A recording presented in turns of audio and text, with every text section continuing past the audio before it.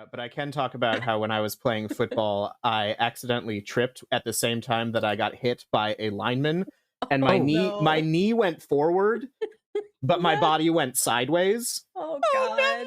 And so now, it's very similar to you, Farah. I feel it when it rains because that fucked up my knee so bad that they were like, nope, you're done. You're just going to go do physical therapy for a little bit and get off the football team. And I was like, thank you. I'd rather be a theater child anyway. Excellent. I have a note. Right. I'm supposed to be here. Don't kick me out. I'm Noah. I used to be a jock. Don't kick me out. Me a note. It says I'm an indoor kid now. Not sure what that means, but this is why we play TTRPGs. I can run and jump and not break anything. Nope, I can't do that. I've got a prescription here for something called Dungeons and Dragons. What am I supposed to do with this? Yeah. Do I eat the dice or how do I get polyhedral dice? What is it? Polyhedral dice? What is this? Take 2 of those and call me in the morning? What? This seems like a scam to drop a lot of money on big dice. Oh, it's not wrong. Gotta follow the money. Well, cheers, everybody. Hi, welcome. Hey. Hello. Welcome to Live from the Apocalypse. If you've not caught us before, we are a not-for-profit TTRPG studio. We make actual play content in the forms of streams and podcasts and other things like that, and all of it benefits nonprofits, aid organizations, and progressive causes like that. We are currently raising money for the First Nations Development Institute, which is a fantastic nonprofit that seeks to restore economic independence to Indigenous communities across these United States of America, in which the vast majority of us find ourselves living in. And for better or worse, you'll have more every day. But if you like what you see here, we just ask that instead of doing any of the normal Twitch things like lining the pockets of Big Jeffrey by subscribing or giving bits or any of that kind of stuff, you just take the $5 or the $6 or whatever you can spare. There is no expectation. And you give it directly to the First Nations Development Institute instead of us, because we just play games on the internet, but they are doing very meaningful and impactful work out there in the world. So if you'd like to do that, you can hit !donate in the chat, and the bot will post the link, and you can follow that, and then it'll trigger alerts. The McElroy brothers will interrupt. Everything will be good. We cannot stop you from subscribing to this channel. That is not a thing that you can turn off here at twitch.tv. Especially if you have an Amazon Prime sub included in your Amazon Prime subscription that you are not paying extra for. Feel free to throw it our way if you'd like to. It helps support the channel. But just be aware that every time you do subscribe, Brennan Lee Mulligan will kill one dog. He will murder one dog for every month that you have been subscribed to this channel. And we're working on some action items to address that, to deal with it, some legal actions maybe to block him from doing that. But, it's tied up in the courts right now, and who knows how long that's going to take. So it's really just a question of, will you be able to sleep at night? That's the question you got to ask yourself. Maybe save yourself the heartbreak and just donate to the First Nations Development Institute instead. All that being said, there are channel points and emotes and all of that fun stuff that you can do, but I think that's enough talking for me. This is Live from the Apocalypse, and I'm going to turn things over to Alex to talk about E.L.B.O.W. Hey everybody, I'm Alex, and we are here playing E.L.B.O.W, the Eldritch Lady Badasses Wrestling, which is a 1980s Call of Cthulhu. I don't know. It's like an action mystery, right, guys? So far? Sure, Alex. That's what we're calling it. Before we do intros, I'll just say that Call of Cthulhu is a game that has some dark themes, and we are going to be exploring some particularly dark stuff tonight because we are going to Ronald Reagan's America, and that is never an easy place to go, especially now that the apocalypse has come to Ashton Falls, Massachusetts. So I think we should introduce ourselves, and then let's ride this baby until we all die. Or win. Whichever. Oh, that was fun. So we should do introductions, starting with Bob, I guess. Oh, good. Nope, that's Candace. Sorry. Yep. R.I.P. R.I.P. There I am. Hi. Hi, everybody. I'm Bob McDonald at Stage Outlaw on Twitter and what's left of Twitter, and Instagram. If you and I play games on the internet tonight, I'm playing Steve Whitley, who I've played in other games before, and he's also Stevie Whiplash, a young pro wrestler who's hurt and a little insane right now. So have fun with that. Injuries are the theme. Our beloved friend Candace did not survive session 2, unfortunately. So moving right along, Farah. Oh God, I'm so early. Hello, my name is Farah Sarpkaya, pronouns she, her. You will find me over at all of the socials at Farakaya. And I am playing Roxy, Steve's baby sister, and Dawn's princess. And she's not having a good time. Just a really awful, really bad time. Thanks, Alex. This is great. So genuine. Chrissy. Oh, hi. I'm Chrissy and Color on all the fun internet spaces for as long as they individually exist. And I am playing Melody Maynard Moreau, who surprisingly is not injured, is not doing mentally well, but is not injured. And yeah, just ready to try and act as a body shield for our two injured babies here. Fantastic. Unfortunately, Piper, also a fallen comrade in this game, so that just leaves me. Good day. I am playing Donnie Thunder, and I am. My name is Will. I am at a Will M Scream on all the social media platforms. If you want to follow or not follow, that's totally fine. Whatever you prefer. Don Whitley is, as mentioned, the father of Roxy and Steve, and he's doing his best, but he's a little insane, and he does not have all of his hit points. I'll say that much. When I'm not doing that, you can mostly find me here at Live from the Apocalypse. I'm one of the storytellers and the organizers. I do a bunch of stuff, and I'll probably plug a bunch of games coming up, but I'll do that at the end. I think that is it for me, which means that we're going to circle right on back. Alex, to you. Oh, hey, I'm Alex. I'm going to be your keeper of arcane lore and kayfabe tonight. I make no apologies for what's going to happen in this. I think it's going to be a lot of fun. Maybe you should, though. Well, we'll see. If I need to, I will. But Okay. I don't think that's going to happen. I think everything's going to be fine. So, one last small bit of business before we proceed. I would just like everyone to go around and give me sanity points and total sanity points and hit points and total hit points, just so we can see where we're at. Just a little check-in, you know. Think of me as a medic coming around just to see how you're doing. Oh, okay. I guess I'll go first. I am at 10 out of 12 hit points, so I'm fairly in good shape physically. Mentally, I'm a little bit off. I'm at 11 of 25 hit points, so Stevie is going to be going off the rails a little bit. I feel like Steve is still doing better than Alex is in his real life. So, Okay. You okay? Yeah, I'm fine. Okay. I'm fine. We're all fine.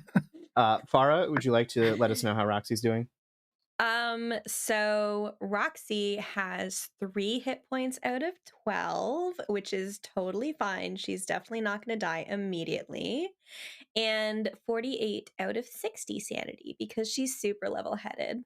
I believe that you have not suffered a major wound yet. You got beaten, but you should recover if you have enough time to get there. So you're fine. I mean, you're doing fine. That's totally. You're totally doing great. fine. I'm You're doing fine. Chrissy, how is Melody? Melody is at full hit points, 11 out of 11. So she's doing physically pretty great. Sanity, 27 out of 50. Oof. Okay. And Will, how's Dawn? Don's doing not great. But yeah, everybody in the chat, let us know what your hit points and sanity are at currently. You, in your real life. Don is at 7 hit points out of 13 and 36 sanity out of 50. Fantastic. So what I'm hearing is that not a single one of you has taken a major wound, which is big. because that means all of the health that you've lost in this game, once you get a chance to kick back and relax, take a few days off your feet, you're going to be fine. It's all going to come back pretty fast. We don't need to get you to hospitals. I mean, we wouldn't get you there anyway because this is Ronald Reagan's America, but you're all fine. You're doing fine. So, with that, we'll start as the curtain raises and we see Ashton Falls, Massachusetts, formerly a sleepy resort town for those in the know on the Atlantic Ocean, but now it is burning because things happened at the Ashton Falls 4th of July Wrestling Spectacular, which you were all a part of and assisted in, and thank you. There's one part of town where the chaos of cola-infested people have not been rioting and destroying and murdering, and that is the Riverside District, where you find yourselves holed up at the Satan's Rollers biker bar, along with, it seems, the entirety of the Service Workers, Dock Workers, and Stevedores Union Riverside chapter, who have been fighting Derleth Enterprises, the evil corporation that's behind all of this, for decades. We had a plan to counteract the nefarious plot of Regina Scarlet, aka maybe the Queen in Red, we don't know. And that plan involved getting some crop dusters and dusting the rampaging cola people with alcohol, because the two don't mix, while other people distracted Regina so that they could get the planes up in the air, while members of the Esoteric Order of Dagon summon said Dagon, an ancient sea creature that was formerly worshipped as a god here, and see if Dagon can't, I don't know, balance the scales a little bit. So the curtain raises, and we are just about to split the party. The dock workers are loading kegs of beer into the E.L.B.O.W van, where Don and Roxy will be then driving that to airfields just outside of town with the help of unnamed Seaview Palace Motel desk clerk. And Melody and Stevie will be heading to Derleth Enterprises HQ to confront Regina. So, friends, anything we want to say before we split the party?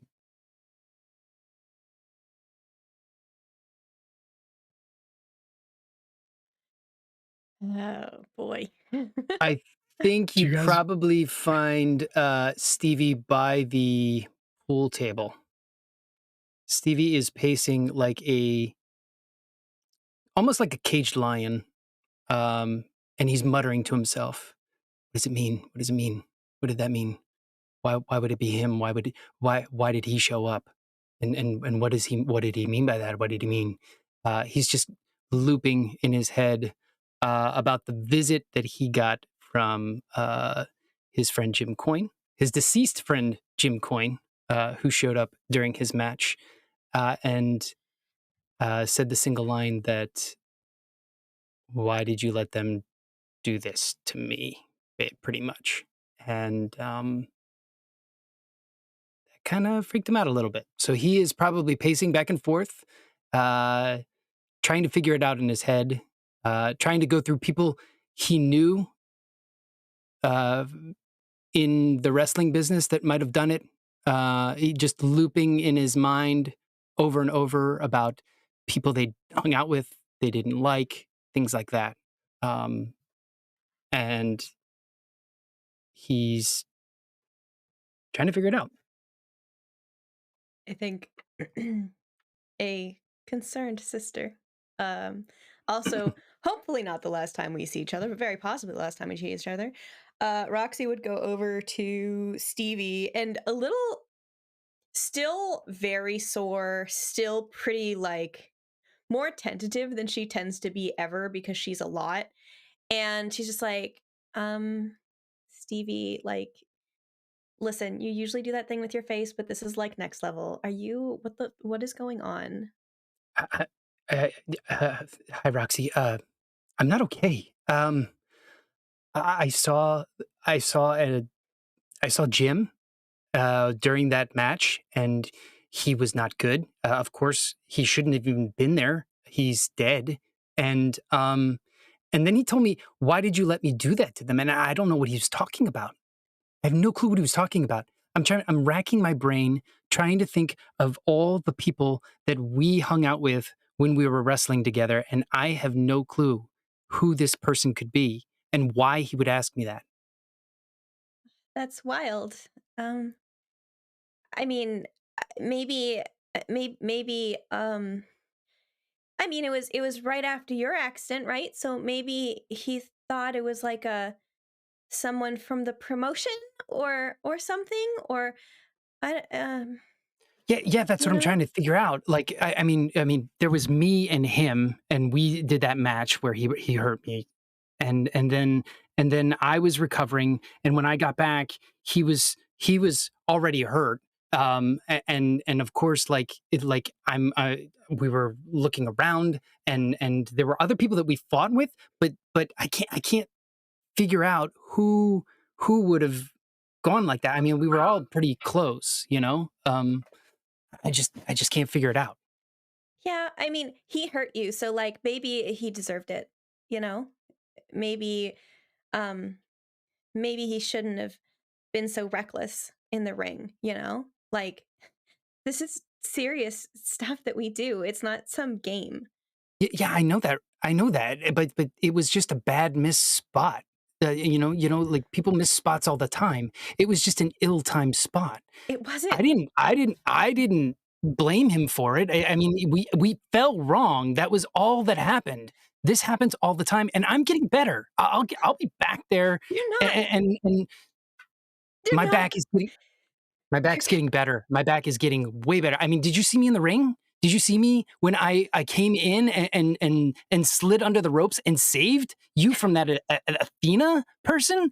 I'm ready to go. I'm ready to go. TV, stop. What? What? Listen, you remember when we were kids and you had that Lego set or something and dad got it for you for Christmas and you were so proud. You put that stupid thing together over like a weekend. And you came home from school one day and I made you promise not to be mad at me. Do you remember that? Yeah. You pretty did something to it while I was away at school, and we were missing pieces when we put it back together. I Yeah. remember. Yeah. Can you promise not to be mad at me? Just like that? Please, Stevie. About Legos? Oh, not about Legos. Yeah. Whoa, Roxy. What is going You on? have to promise.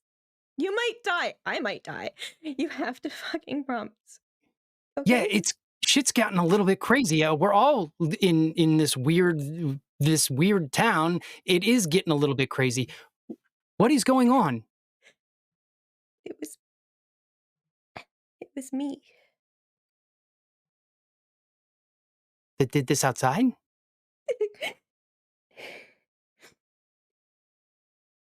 Daddy and I went to talk to him after he hurt you. The medical bills were too much, you know? And we were just going to talk to him and maybe see if he could help. And he said something like it was just an accident and that you'd be fine and there was nothing to worry about. And I snapped. Daddy had to pull me off him. And by the time we dropped him off at the hospital and drove away, he wouldn't let me. I wanted to tell you. I wanted to tell you for so long. But he said I'd ruin my life.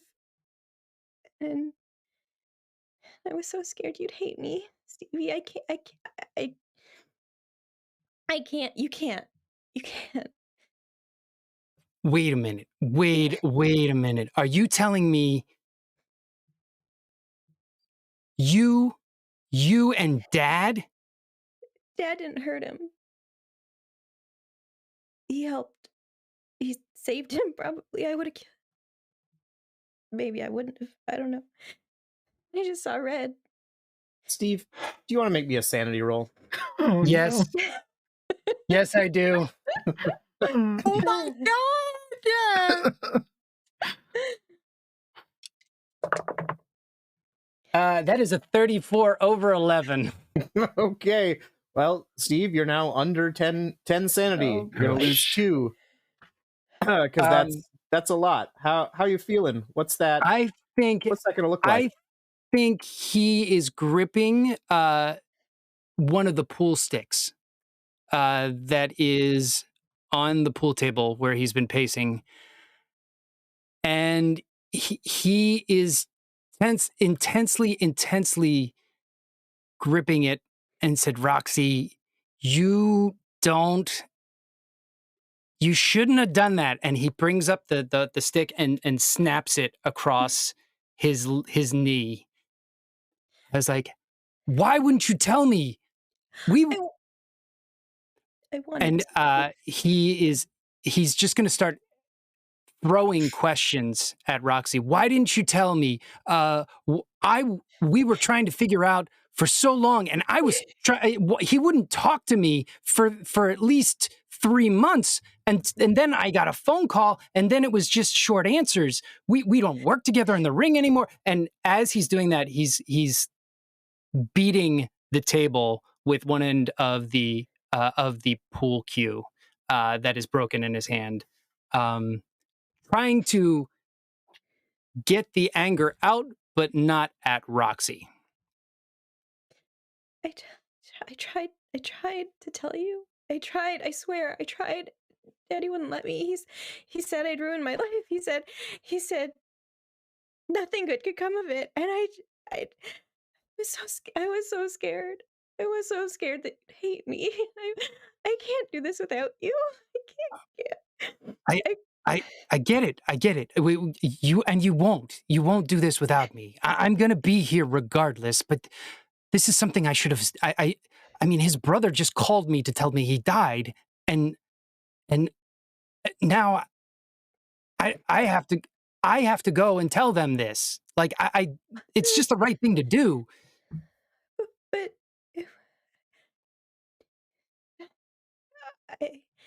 I mean, I guess, but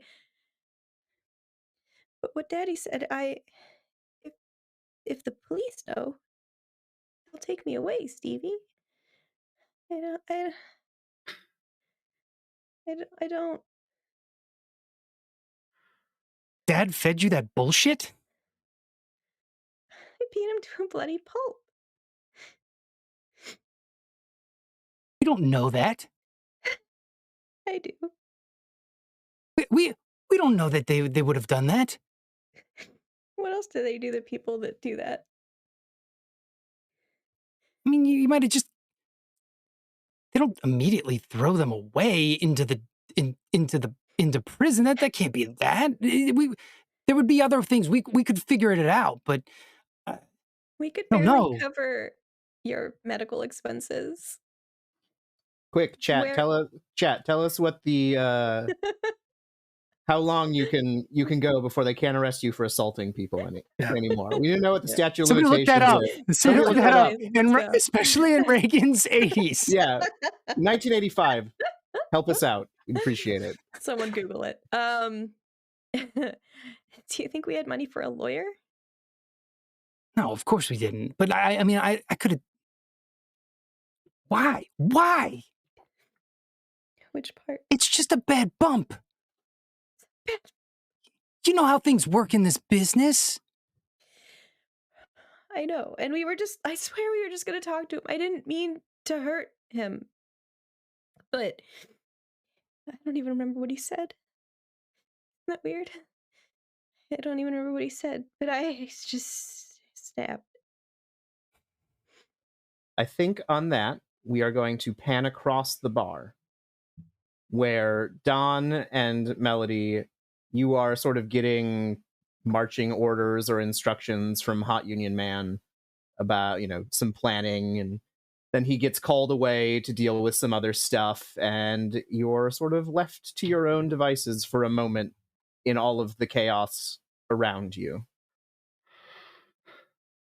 And Melody? Sorry. oh, No, you go ahead. no, I was just gonna say I think Don kind of sits down next to Melody at the bar, and I think he has 2 beer bottles in his hand. And I'll just put one in front of her. She very pointedly does not look at him as she grabs the beer bottle from the side and is staring straight ahead. Is silent for an uncomfortably long amount of time before finally just saying, "So, were you just not gonna tell me all of this time, all of these years, and you just were you not gonna tell me?"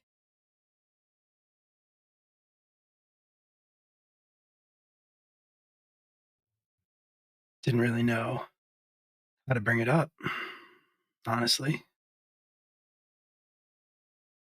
How do you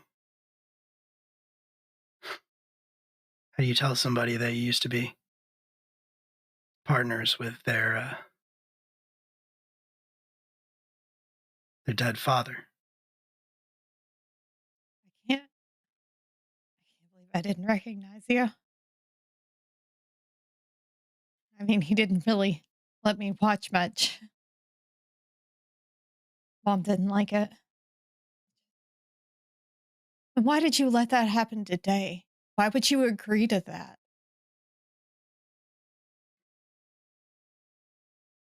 You think losing one father figure wasn't bad enough? You're like the closest thing I have now.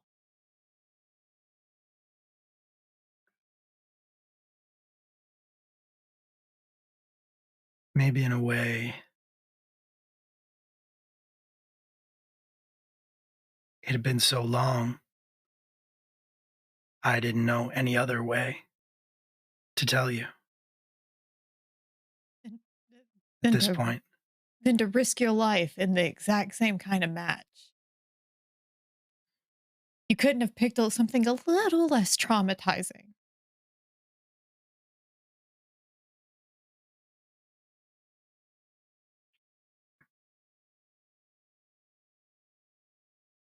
Maybe it's for the best. Not not much of a father figure. Not even much of a father. I think your kids would disagree with that. Not sure how true that is these days, but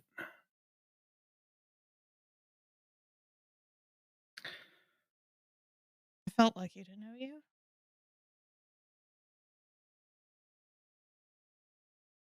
look, Melody, I have made a lot of mistakes in my life, more than I can begin to count. And I'm still making them. And the only thing I've ever managed to do is hold on tight enough to keep everything together, to keep everybody together. My family, the promotion, never making any progress, never getting any better, but holding fast.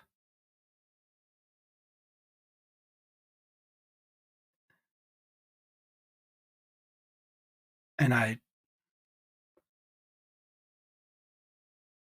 don't see us holding fast through this. I don't know what's going to happen, but I'm not sure we all make it out of this one.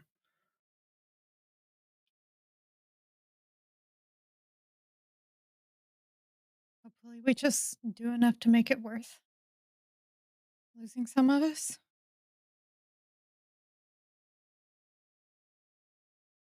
The three of you made me a stronger person. I mean, both literally and figuratively. I do thank you for that, in spite of everything today.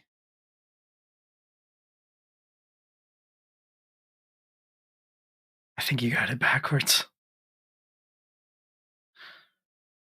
I think you made us better people. I think you made the team better. I can't believe half of us are gone.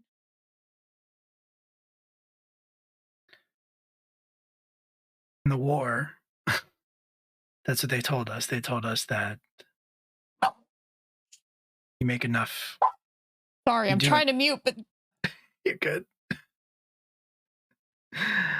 They told us that you make enough of a difference. It justifies the loss of life.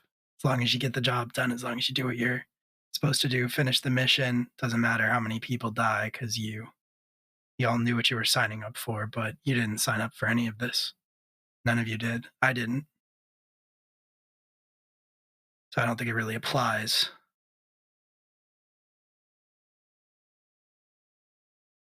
it's not your fault. I mean, none of this is all fucking Regina's fault.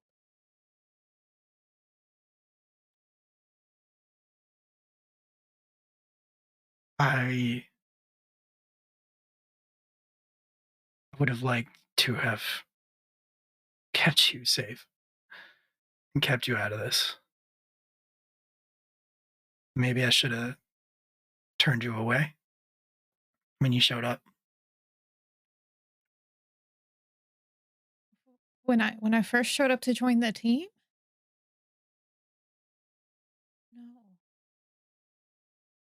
No.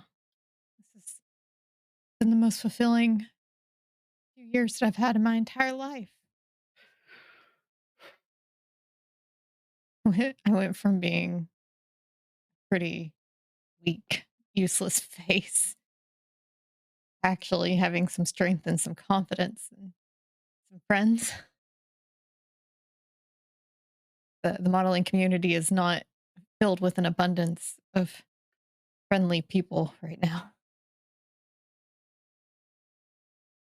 And I got a second chance at a little bit of a father figure. I wish you had told me. I wish somebody had told me. I think Hot Union Man will show up at that point. And he's got multiple bottles of whiskey sort of tucked under his big burly arms, and he's got two, and he just starts putting bottles down in front of you. And he's like, sorry to interrupt whatever's going on here. Looks like you're having a bit of a moment, but I don't know how much time we've got. So I've got 3 bottles of whiskey for each of you. Take them in case you need to make a quick getaway, you know? I don't know what's going to be waiting for you at the headquarters or at the hangars. So, you know, this should at least buy you time if you get swarmed by some of those monsters out there. Yeah, thanks, but I probably shouldn't. I'm going to be flying. Saying splash it on them. Oh, right. Okay, yeah. Yeah, that makes sense. And Roxy and Steve's one other member, probably the our friend, the motel desk clerk, has got bottles for each of you as well. 3 bottles each. Put it in your inventory. You've got it. And then there's movement, and it seems like everyone's starting to move toward action stations for the plan.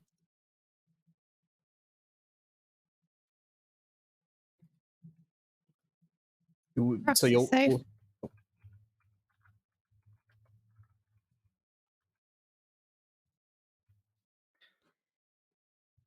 I think Roxy does I guess better question, does Stevie walk away or like just refuses to talk to her as the person like puts these bottles down, is like, okay, it's go time, or is there like any I think if she were to give him a look, he would give her that knowing glance that he usually gives her, that things are okay, but he still has to sort stuff out. In that case, she'll kind of awkwardly pat because she feels weird hugging him right now because it's a whole thing. He would pull in and he would pull her in to give her the hug. This is going to be the last time he sees her. He's going to hug her. That's just the way Stevie would be. Excellent. She holds on real tight, and then when we separate, she just says, I'm real sorry. I We'll know talk you about are. it after. Okay? Yeah. And you keep out of trouble as much as you can. I'll try. And All right. check So we on will. make sure Dad doesn't get into trouble either. As if I could stop him. If it's cool, I think Don is gonna hug Melody. Say, just don't ever She'll- doubt. Sorry. You go ahead. Just don't ever doubt that I have been so proud of you, and that he would be too.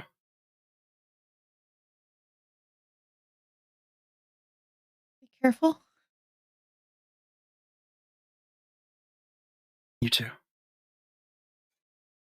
She'll hug him back a little tighter than usual, especially like you'll feel her tense up at the word proud. In like it's been a while since she's heard that word. And then just kind of hide her face as she's looking away. She doesn't want it to. She's definitely crying. She's tried to make it a little less obvious. And I feel like we got to move on soon, but Don is gonna find Steve, who's probably nearby, and he's gonna just put his hand out, shake his hand. He doesn't know what Roxy and Steve have talked about, but he's gonna put his hand out to his son, and if Steve takes it, he's gonna pull him into a very manly hug, like just pound the back. Yep. Yeah. Mm-hmm. Yeah, and Steve will take it, definitely. Yeah. He's gonna hug and he'll, as he's hugging, he'll just say, be careful. Be extremely careful. You too. And if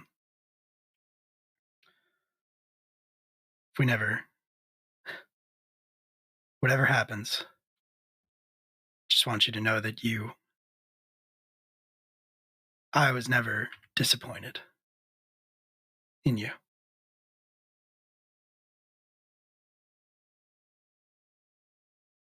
Wish I'd said that more.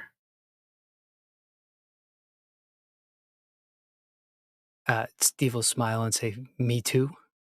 But saying it now, it counts. See you on the other side. Heck yeah. I think Don is going to step away, and he's going to stand next to Hot Union Man, light up a cigar, take a drag. Daniel, right? He takes the cigar from your hand, takes a puff. Yeah. I'm just gonna real quick dip him, lay one on him, Yeah.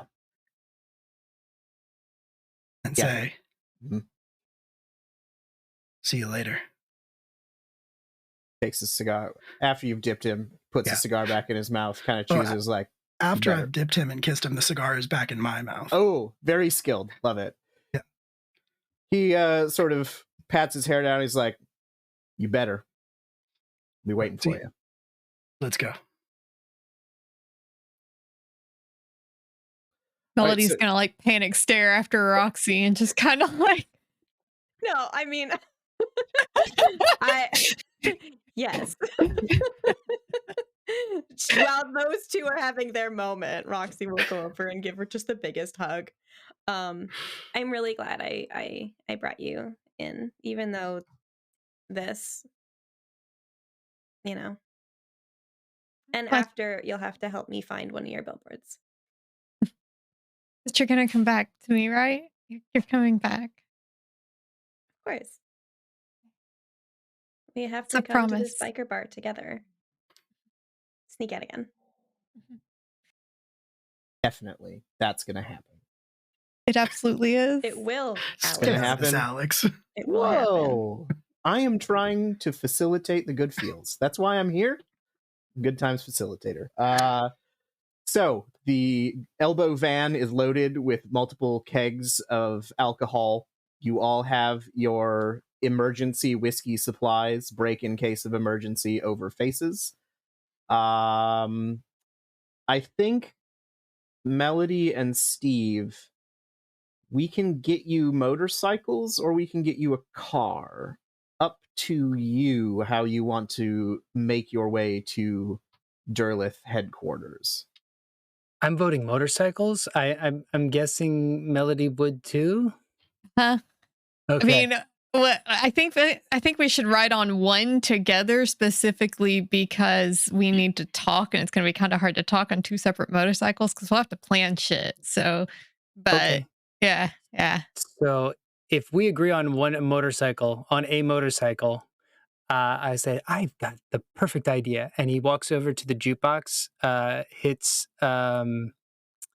like F8, and AC/DC's Highway to Hell starts playing as he says, now we've got a soundtrack. Amazing. Bob, take a bonus die. That was beautiful. Thank you. I love that.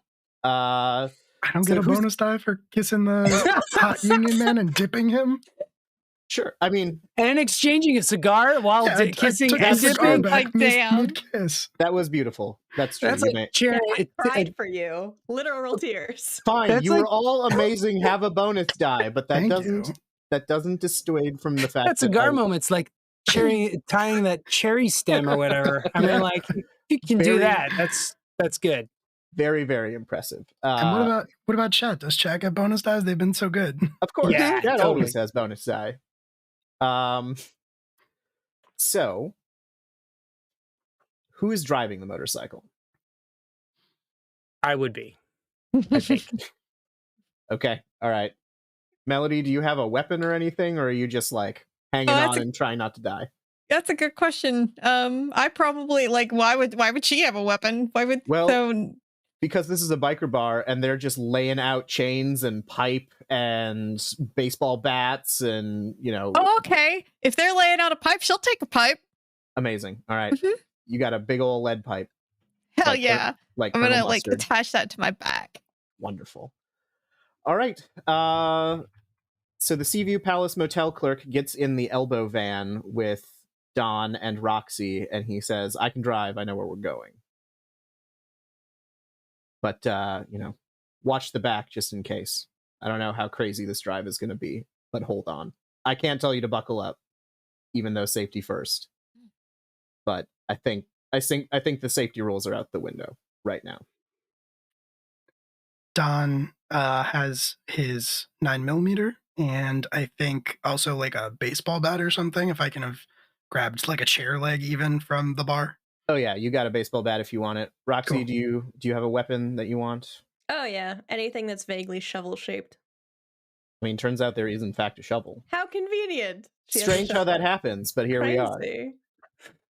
Steve, do you still have the 2x4 with the barbed wire? Yeah, I was just about to say I'm going to put that in either on a saddlebag of this bike or something, but he's taking that with him. That's going to be his weapon of choice. Amazing.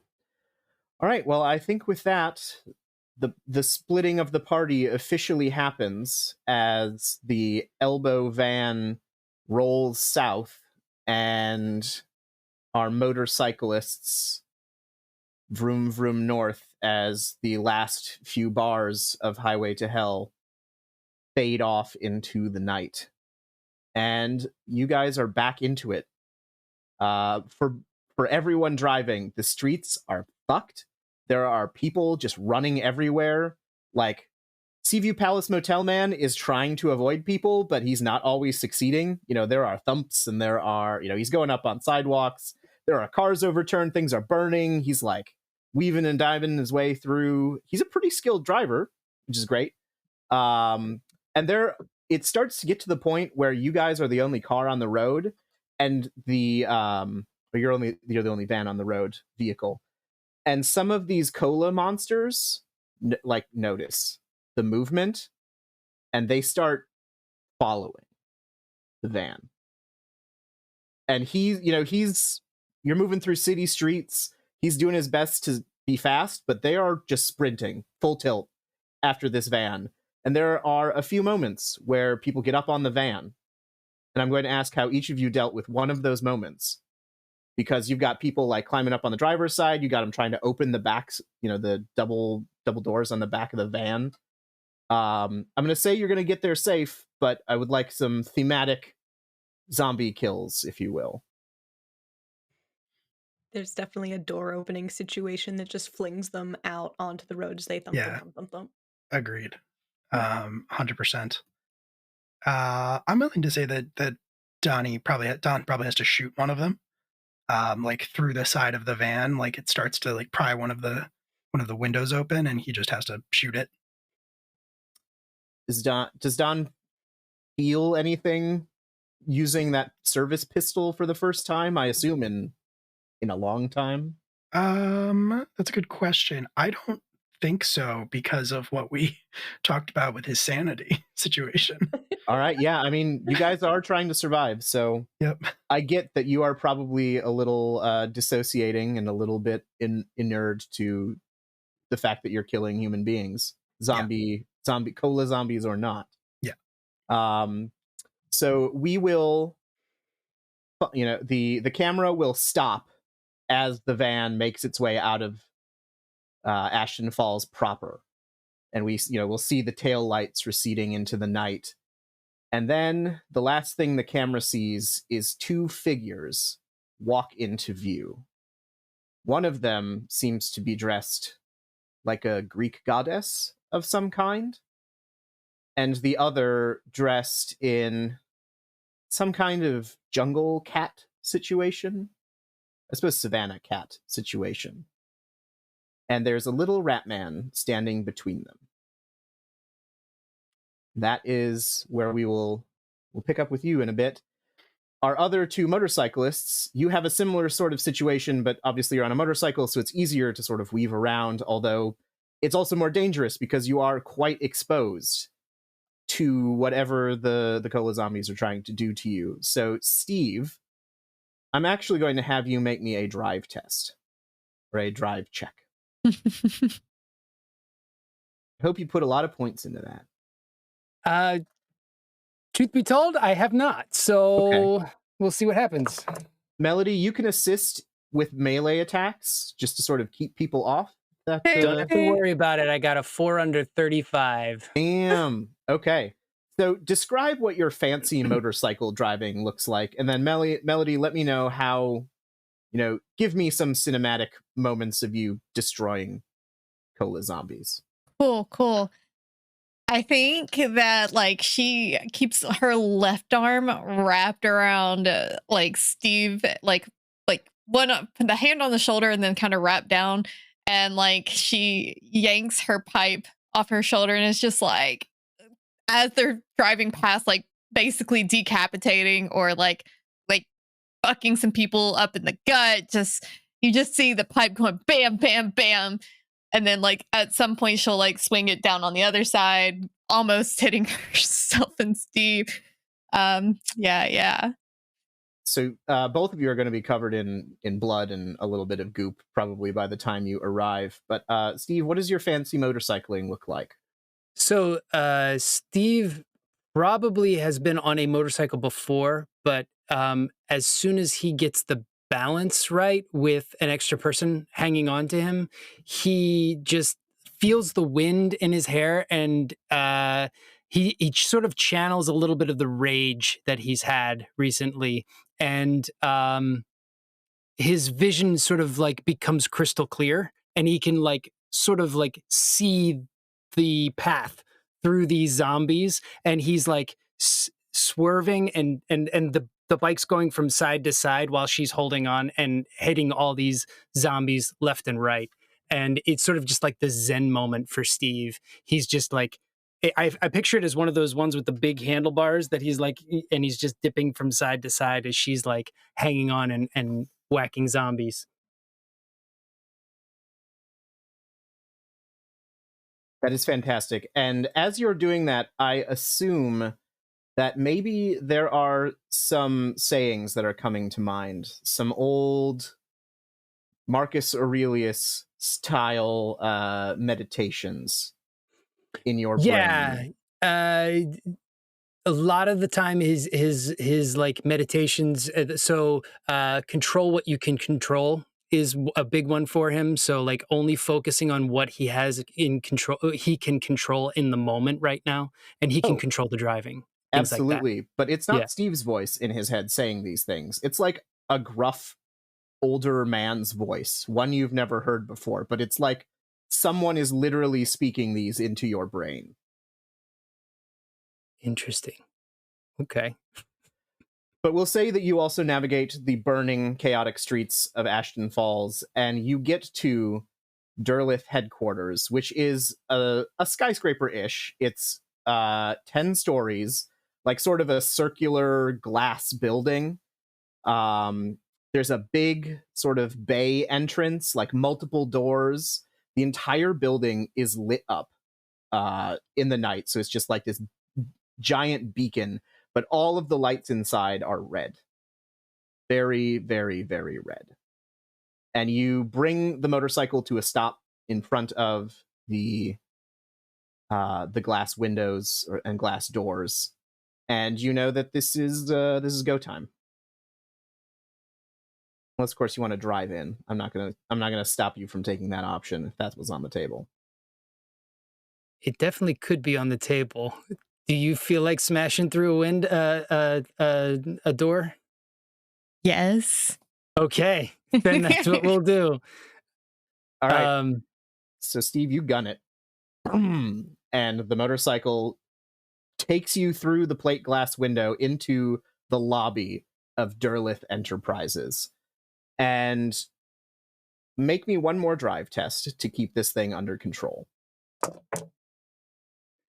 That is a 29 under 35, so it happened. Fantastic. So you come in, smash glass everywhere, you skid to a stop, and the motorcycle is just sort of, thrumming and ticking away in the lobby. And that's when you notice all of the goop. There is, on the ceiling, just a sheet of the cola, the sticky, viscous goop, and it just starts dripping onto the floor. And it suddenly becomes a rain, a shower of it. And that has you distracted enough that you don't see the two figures that come walking down the staircase that leads to the second floor. But it's the two Jacks. And whatever cure they had doesn't seem to have taken, because their eyes are completely black. And in unison they say, "Hello. Hello, Steve. Hello, Melody. What are you doing here? Did you come for some cola?" We came to have a chat with Regina. She wants to see me. I don't think she does. Why don't you go ask her? They both look up. And then they look back down and they say, "Nope, not interested."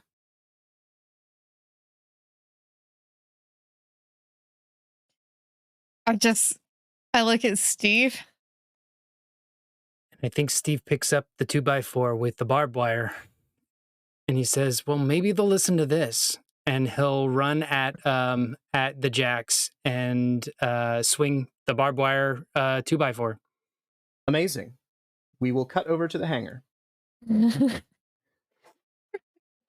Mr. Seaview Palace Seaview Palace Motel desk clerk gets you to the hangar, which is just like a little airstrip outside of town. It's got like two of those like industrial hangars, and he crashes through a gate that was locked, and he parks the van. And he says, "All right, I don't know anything about planes. It's all right. I did play like a joystick video game once, like a flight simulator Perfect. at an arcade." Well, good news then. We don't have to worry about the planes for a second. All right. I'll take the one with the spear. Roxy, you take the cat lady. Motel guy, you take the rat man. It's like, what are you talking about? Point out the window. Oh no, they're not there. They haven't caught up yet, right? They haven't caught up yet. Oh, I thought they were like waiting for us. Okay.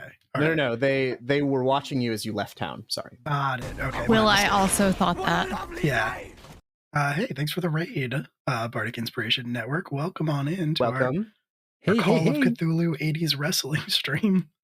Where everything is fine. Yeah, totally. No We're all worries. definitely not going to die this session. I'm sorry. I actually gave you a second person in the van who does know how to fly a plane. So he's gonna jump out and be like, Don, let's get the planes ready. And he points to Roxy and the desk clerk, and he's like, probably go find the keys.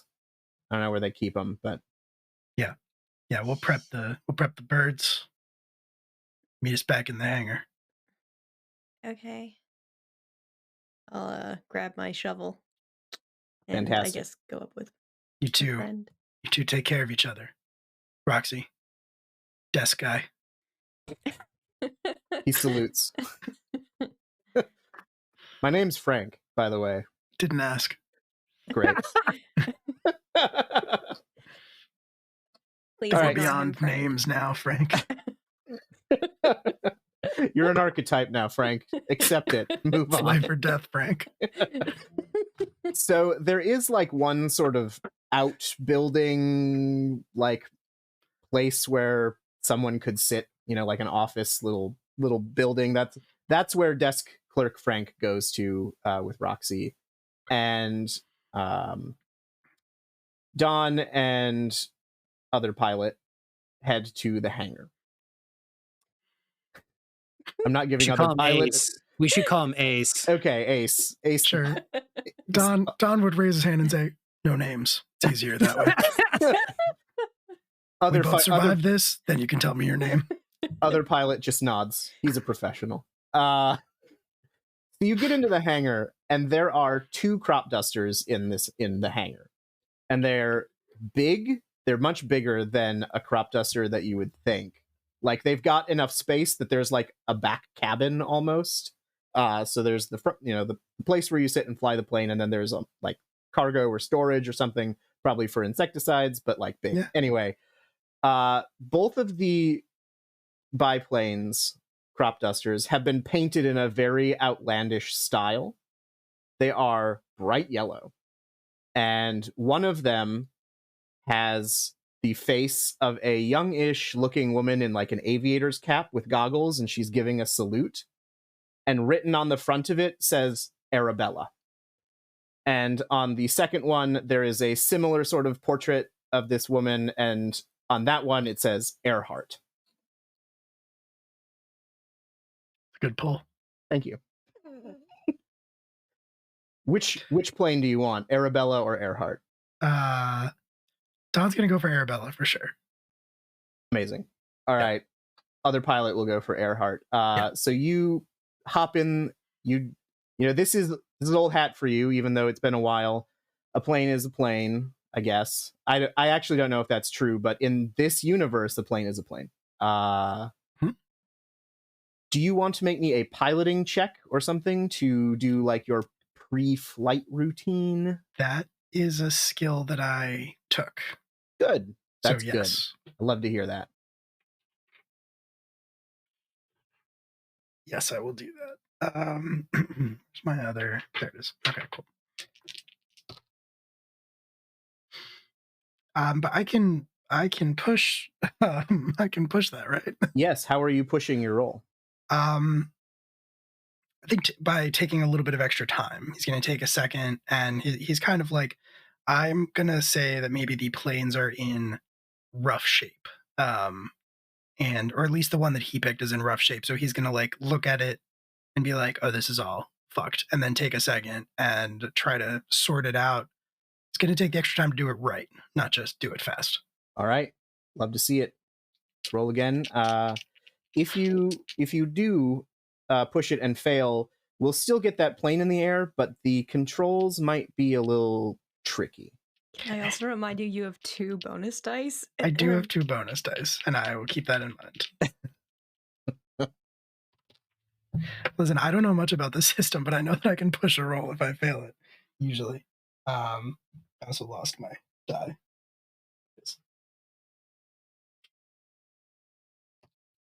Okay, 25 under 36. All right. Yep. So you do take your time, but you do the check, and you notice that the plane is almost out of fuel. Like, maybe if you had not, if you had put that thing in the air without noticing it, you might not have even made it all the way. But now you know. You know. What do I need to roll to like make more fuel for it? Do you have freedom as a skill? Because we use freedom to get oil, right? In Reagan's America, we all have freedom as a skill. Okay. No, if you make me a spot hidden roll, you think that there probably should be some fuel somewhere in here. Okay. 18 under 40.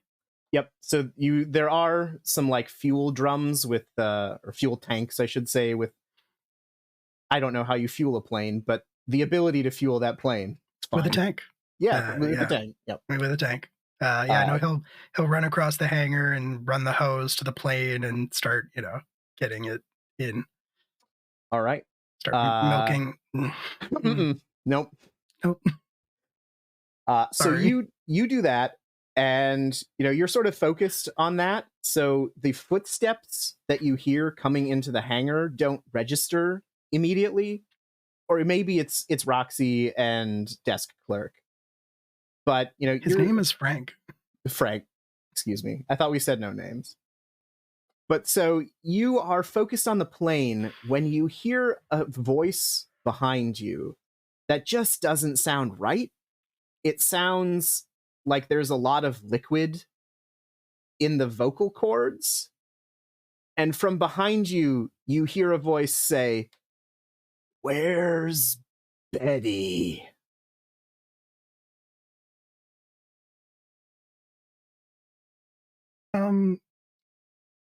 Who's behind me? Do you remember our friend Howard? Howard is standing there, his head half caved in. He's got an eye missing, and he's just like, it's blood and goop. And he's standing there, and he's got a sledgehammer in his left hand. And he says, "Where is Betty?" And then we will cut to the office, where Frank and Roxy are rifling through keys, I assume. Uh-huh. Yeah. So you get in the office. It's just like, it's literally a desk and like a peg hook with some keys and a filing cabinet. Like, there's not much that you need to look for here. It's not going to take you that long. Right. There's like a key on a hook that says Arabella, and there's a key on a hook that says Earhart. Like, it's very great. It happens. I grab them and we run back and save Dad. Great. Well, you grab them and you run back, and you're sort of crossing the open gravel tarmac or whatever. And that is when you see Athena and Lioness. And they have the little rat man between them. Cool. And they start sprinting at you, and they are clearly like motivated. I don't know how fast you can run at this point because of your injuries. They're mostly head injuries, right? They Sure, didn't hurt my lower body. true enough. So I think I wh- can run okay. what I will say happens is Frank shoves you towards the hangar, and he pulls out a gun, and he says, "Get out of here. I'll hold him off." I do it. And I'll name my you- first child Frank. so you start running, and you hear shots. You know, you hear pow, pow, pow, pow. And you get into the hangar just in time to see Howard attack your father with a sledgehammer. I'd like to throw a whiskey bottle at his head. Great. We'll do that in a moment because, Steve, you were attacking one of the jacks with a 2x4 wrapped in barbed wire. Yes, I was, as I do. I love to see it. Why don't you make me a fighting brawl roll, and the jack will defend himself.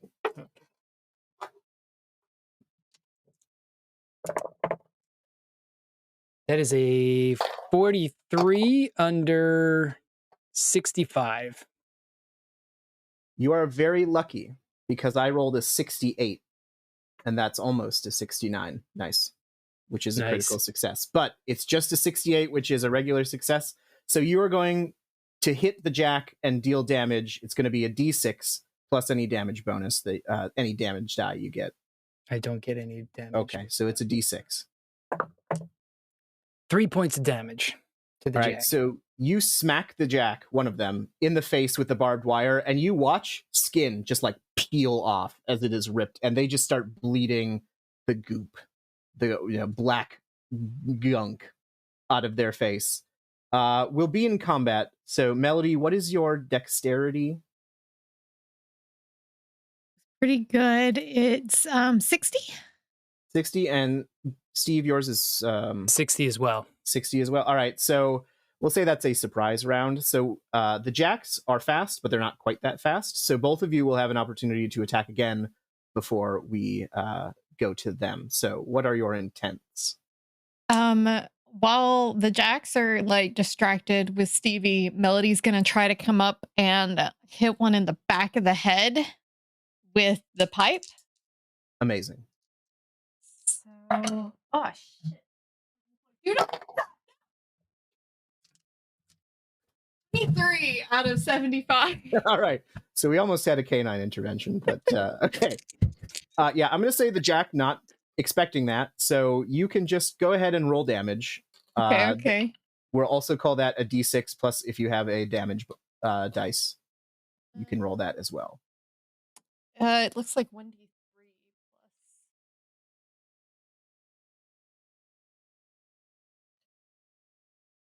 plus. That is 4 damage. All right. You both hear the skull crack under the lead pipe, and one of the jacks just like pitches forward onto the ground. Steve, what would you like to do? Was that the one that I had already hit in the face, or is that the other one? Chrissy, you were going for the other one, right? Yeah. Okay. So I'm going to go focus back on the one that I was hitting. And since I've already come through with it, I'm going to come back and hit it in the midsection with the blunt end of the 2x4. And that is a 9 under 65. damn, that's really good. I rolled an 8 under 60. So that is a tie, which means I'm just going to say we both do damage to each other. How does that sound? Okay. Does that sound That good? sounds fine with me. Let's do it. So go ahead and roll your d6. 4. And you are going to take 3. So basically what happens is you come back and hit with the other end of the 2x4 as the jack puts you in a headlock and goes to DDT you. Just like drop your head onto the concrete floor. Because they're sort of put off by the smack, it doesn't go right, and it's more just like they twist and like that you both go sort of falling to the ground. It probably doesn't feel good on that neck of yours, but I think you're still fine.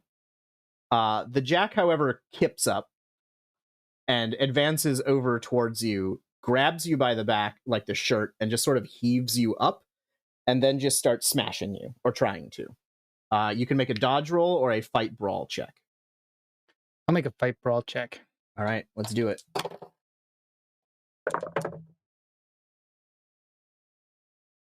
That's a 77 over 65. All right, I rolled a 57 under 60, so you are going to take another 2 points of damage just as they're picking you up and just like smashing you repeatedly into the floor. The other Jack, Melody, you see them go limp. Like, you broke their skull, they go limp, and then there's all of this ichor and goop on the floor, and it just seems to like suck into their body. And then they just stand up, like incredibly unnaturally, just like reverse Dracula almost. And they look at you and they're like, why did you do that? That's how I shake hands now. We'll we go got back to the some top of of the order, because that's all that Jack is going to do. Okay. So, intense from both of you. Chrissy, you first. We got some of that whiskey as well, right? Oh yeah, you Cool. both have 3 bottles. Okay, cool. I'm gonna yank one out because I'm assuming that she probably set it in an easy to grab place and just smash it. Make me a fight brawl check, and I'll make a Okay. dodge roll. Okay. That is 72 under 75. Phew, that was close. Roll the 61 over 60. So, you succeed. I'm not even going to have you roll damage. The bottle hits her right in the head and shatters. And then there's that same reaction. Like, just all of a sudden, the ichor starts pouring out of her. And there's like, it's like a puddle, or like a clean space, I should say, opens up around her as she falls to the ground. And it, like, the goop will not come any closer to her.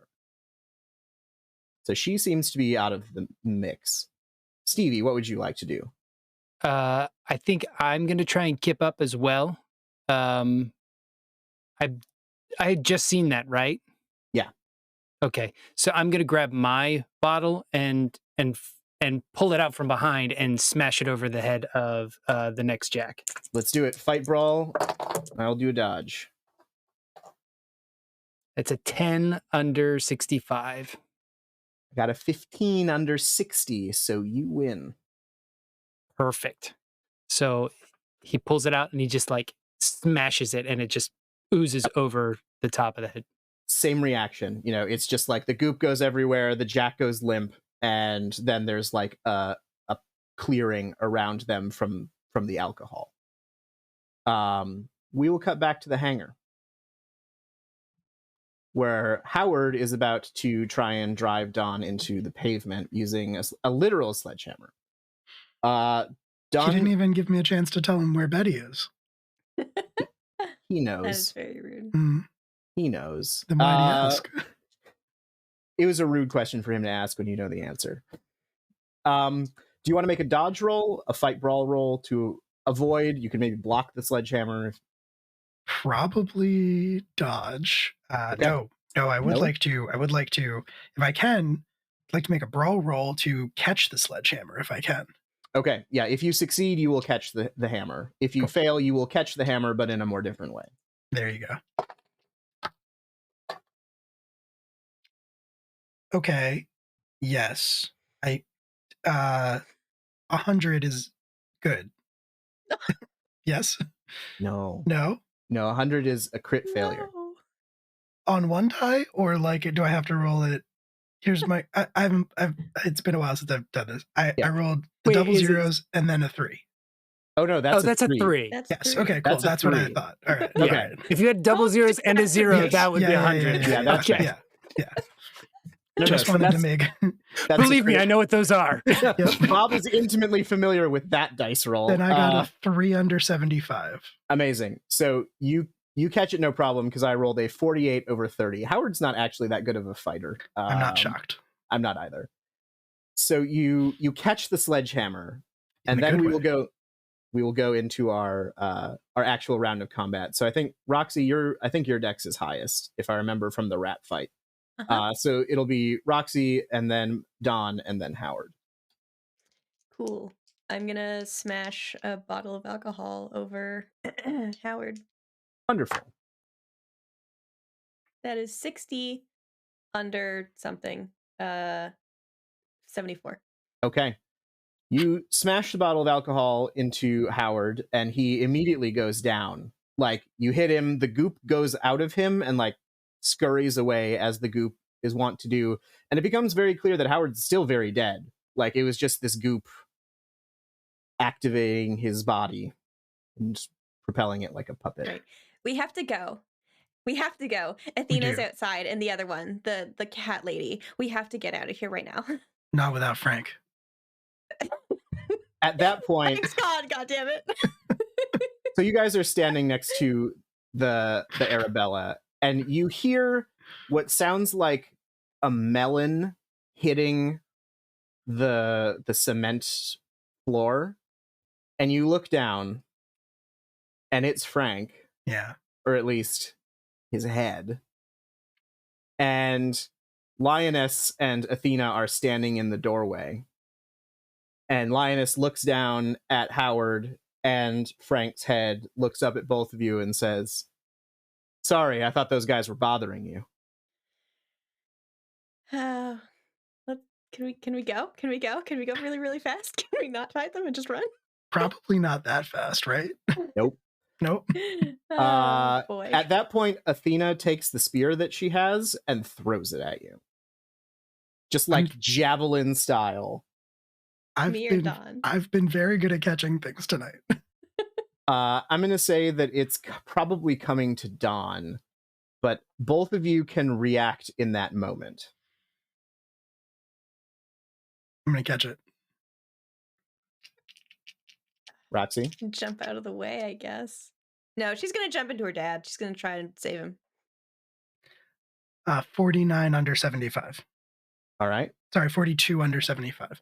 I also God. I feel like it's very fitting that Don has exactly one more point of brawl than Roxy. I feel like he did that on purpose. 100%. Yeah. 100%. I'll teach you most of my tricks. Yeah. He's like, I'm exactly 1% better than you. All right.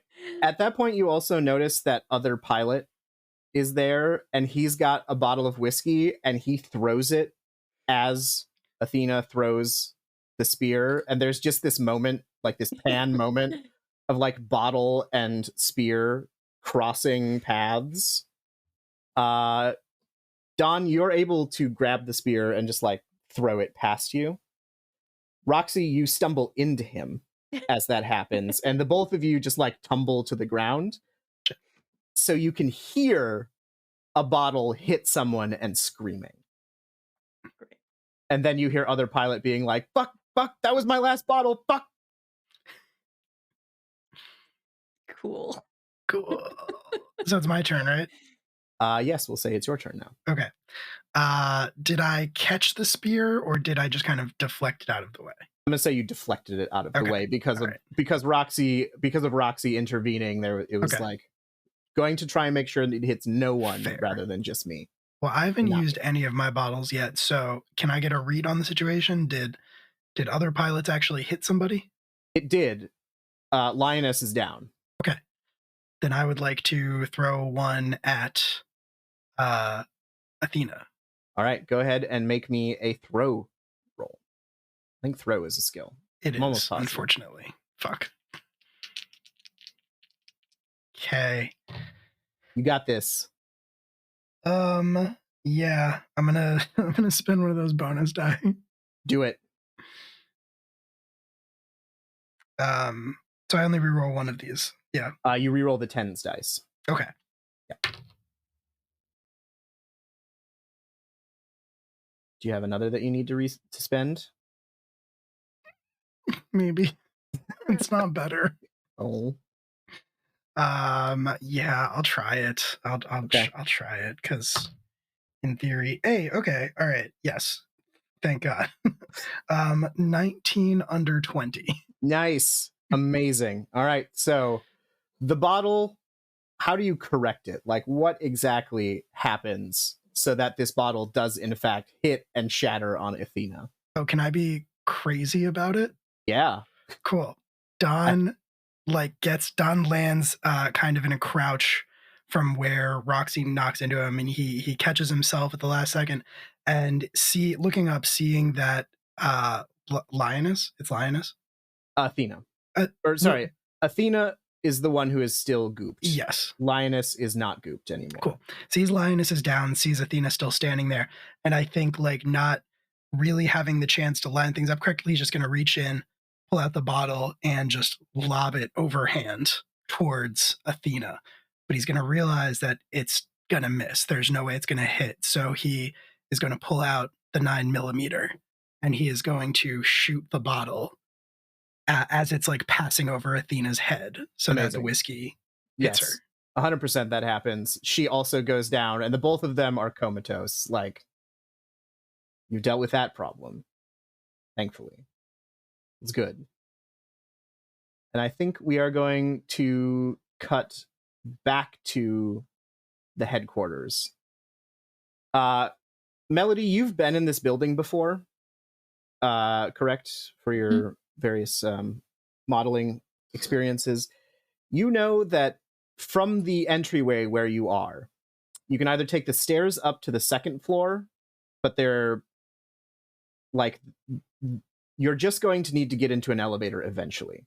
And so you can either go up to the second floor and catch the elevator there, or you can go down further into the building, and there's like a hallway that will take you to the elevator at the back. But that is how you get up to the top floors, which is where Regina was last seen. Cool. I guess since there is like, is there still goo like puddling from above right now? Oh yeah, it's still coming Okay. down, and like, but it's like, it's not liquid anymore. It's just like ropey sheets of semi-solid viscous yuck. Okay. We need to try to get up at least one flight of stairs. We can't get up much further than that, but Okay. Do we want to take the stairs here or just go to the is that where we're going? Up the yeah, stairs? let's try the stairs first and then get on the elevator there. All Okay. right, so you head up the stairs. You get to the sort of second floor landing, I guess, which is like a big open concept office space, because Derleth Enterprises is super ahead of its time. They're very forward thinking. And there is sort of a little bit back an elevator, or at least you know that's where the elevator is, but at the moment it's just completely covered in this black tarry substance. I guess take one of the other bottles and try and splash it and see if that helps.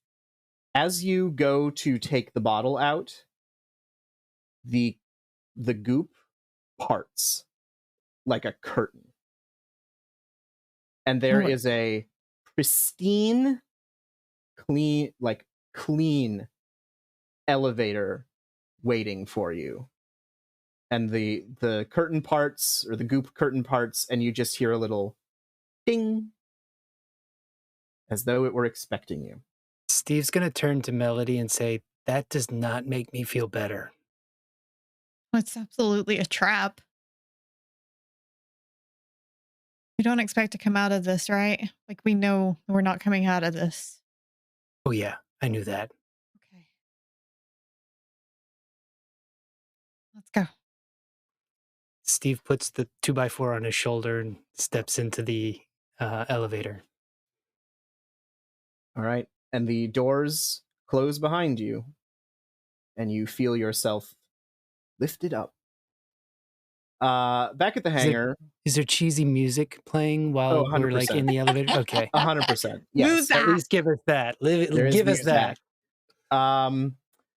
Back at the hangar, you've dealt with the issues. Now it's just going to be a matter of getting the kegs set up in the planes and getting going. So I'm not going to make you roll for it. You're strong individuals. It's going to take a little bit of time because you're now down an individual, but you'll get the dusting things loaded, and you've probably got enough space in the back to put an extra keg or two if you run out. And then I think we are ready to fly. You guys are ready to fly. So ready. Amazing. So you both taxi out onto the runways. Propellers are spinning, and you get those planes up in the air, and you're buzzing like little bumblebees toward the burning skyline of Ashton Falls. Before we take off down the runway, I think Don's gonna like reach out for one hand for Roxy to put her hand into it. She's gonna squeeze real tight and say, "Let's do this. Let's do this for Frank." Yeah, for Frank. Not Betty or Evelyn, just Frank. Mm. Listen, as far as I know, they're somewhere. They're back in the arena, maybe. I don't know. Fair. All right. So the planes buzz overhead, heading towards Ashton Falls.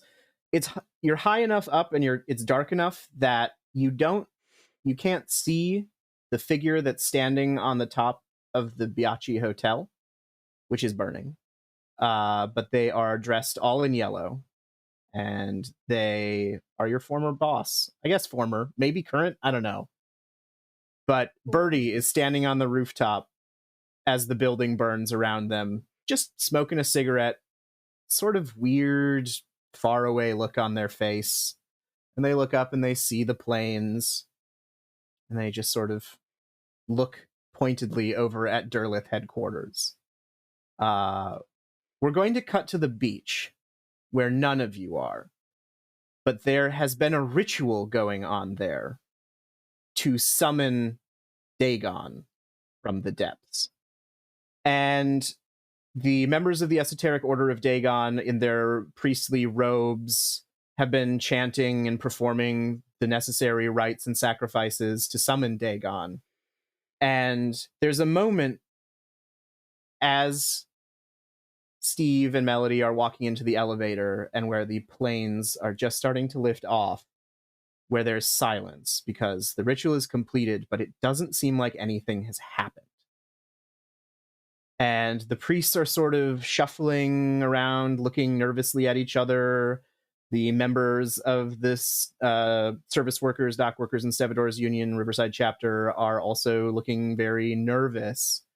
And then there's a ripple out from the reef, and a very dark figure seems to rise up out of the ocean, moving somewhat slowly, but very, very purposefully towards the city. And there's this great stink of rotting fish and algae and seaweed. The water is pouring off of it. Several people just faint when they see it. Like, it's not what they were expecting. It's not a thing, even with all of the things that we've seen today. It's too much. But Daniel, Hot Union Man, and Father Teddy Barnes, who is leading this ritual, both share a glance as Dagon lumbers up onto the beach and starts moving into the city. And Daniel says, "Great. Now, how are we going to put him back?" And the priest sort of rounds on him, and he's got this look in his eye, and he's like, "Put him back? What do you mean? Once Dagon's here, he's in charge. We are here to worship him." And Daniel puts the cigar in his mouth, lights it. He's got another cigar, don't worry. It's not the same cigar. And then he pulls a shotgun out of his trench coat and just blasts the priest. And he's like, "Not on my watch." And he reaches down and he grabs the summoning book, the book that summoned Dagon. And with his shotgun over his shoulder and book in hand, he starts slowly following after Dagon as it enters the city. And I think there we will take a little breaky break for water and the biome. Not on my contracted work Yeah. hours of exactly 9 to 5:30 with an hour for Exactly. lunch. That's my new stepdad. We'll be back in 10 minutes, folks. Stick around. See you real soon. There are like some things, like there are some media properties where I can be like, okay, yeah, like Star Wars or whatever. Like that was, I made that a pretty big part of my personality for a while there, but like Ghostbusters, I don't know. I don't know about that one. I don't know that there's enough there. I was about to say, you're eventually going to run out of media to Right, exactly. go with. Well, you can only have mean- so many franchises before you can like if you're going to expand that universe, you have to like do it in different towns, right? Yes. But like it's totally fine to do the other things as well, right? So All I'm saying is 3 movies, an animated series, and a Lego set. That's what we've got, and we could do a little bit more with it. Wait, I thought There's we like- had 4 movies. Is it 4 movies? Yeah, See, there's the one with Paul this is how Rudd. out Well, of you've touch got- I am. you've got Yeah, 1 and that was good. 2. You've got the Weren't there One with 3 the with the kids. original cast? Or no were there just 2? Okay. and then there's Afterlife, Right. And then there's the Kate McKinnon one. the Kate McKinnon one, yeah. yeah. Mhm. Bad bitches one. But there were like 4 different animated series also, Right. Yeah. with like Well, hundreds one of that episodes morphed each. into a second one. Because there was the Ghostbusters, and then it morphed into like the real Ghostbusters, and then Yeah. it morphed into the real Ghostbusters with Slimer, which is like 3 series, but it was all the same 4 Yeah. guys. And then you have the Extreme Ghostbusters, and then you had like this runoff claymation one with a gorilla that was like not even a part of it and stuff. So Extreme Ghostbusters had the goth girl, yes, which yes, which is Hot why I goth watched, girl. Yeah. watched that one. So we're good to Flipping just through chat Saturday, Ghostbusters. like, oh, I'm gonna stay here. Yep. We're gonna just chat Ghostbusters for the rest of the night, right? Yeah. We don't have anything else. Yeah, fine. We are gonna finish E.L.B.O. though. I hope we'll do that. Get around to it. I'm not Yeah. sure why you keep saying that. Like we're not done already. Like we didn't already Yep. save everything. Oh, sure. We tackled the big bads. They brought the monster out and or the god out. And now we're good. We So beat he's all gonna the fix wrestlers. everything. We're in the air. Nothing All can right. hurt us up here. So, Dawn, you're flying this plane, and you note that the weather has shifted a little bit. It's getting thundery and lightningy out. There's some wind and turbulence on the plane.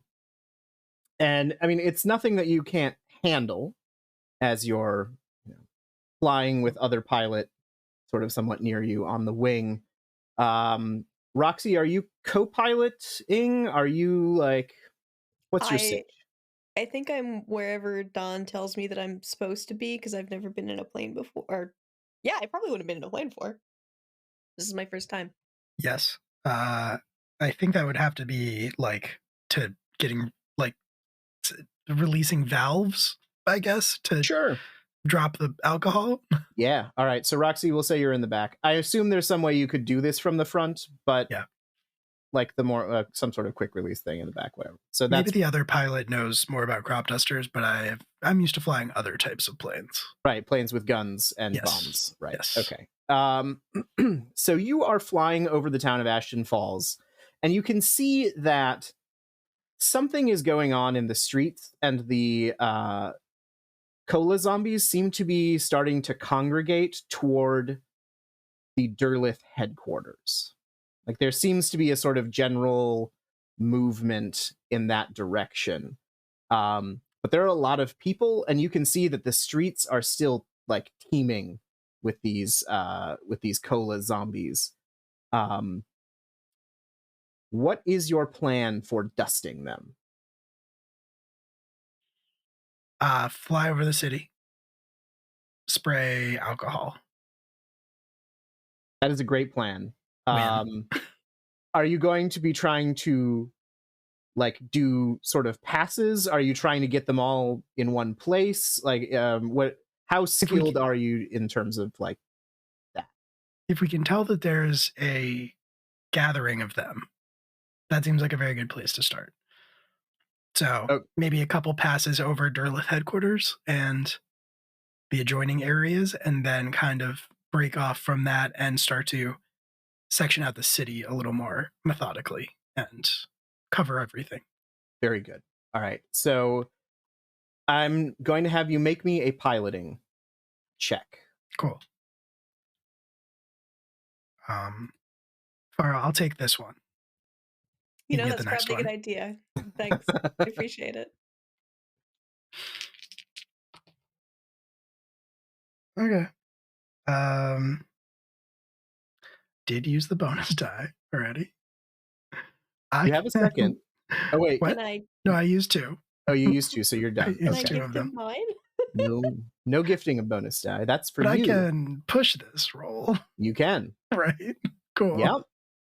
How would you push it? How would you push this roll?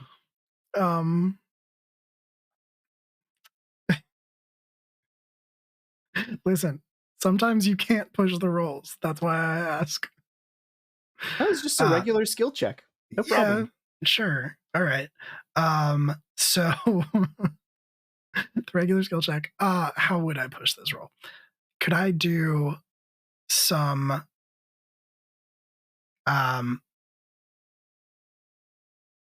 okay, here's my thought. And maybe it's overkill, but I think it would be interesting narratively. Maybe one of the like valves on this plane is stuck. And so we are pushing it because we have to like in the particular case of all of the zombies that are kind of gathering at Derleth headquarters, the nozzle's not working, so we have to actually take one of the kegs and kind of like basically tap it and open it and kind of spray it manually. Kind of a joint effort between Roxy and Don, and Roxy will probably have to do it sort of out of the side of the plane. Yeah, let's do that. Okay. Roxy, is that fine with you? Why do you kill your child? Why are you trying to kill me? I don't. All right.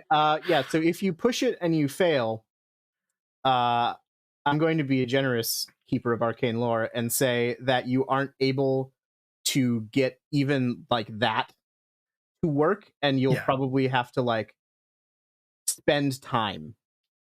And it was requested that you do this as fast as possible. Yes. So you would have to spend time, like fly out a little bit, fix things, and come back in. Yeah. Okay. No pressure. None. No pressure. Okay. All right. Jesus. 29 under 36. Whew. All right. Yeah.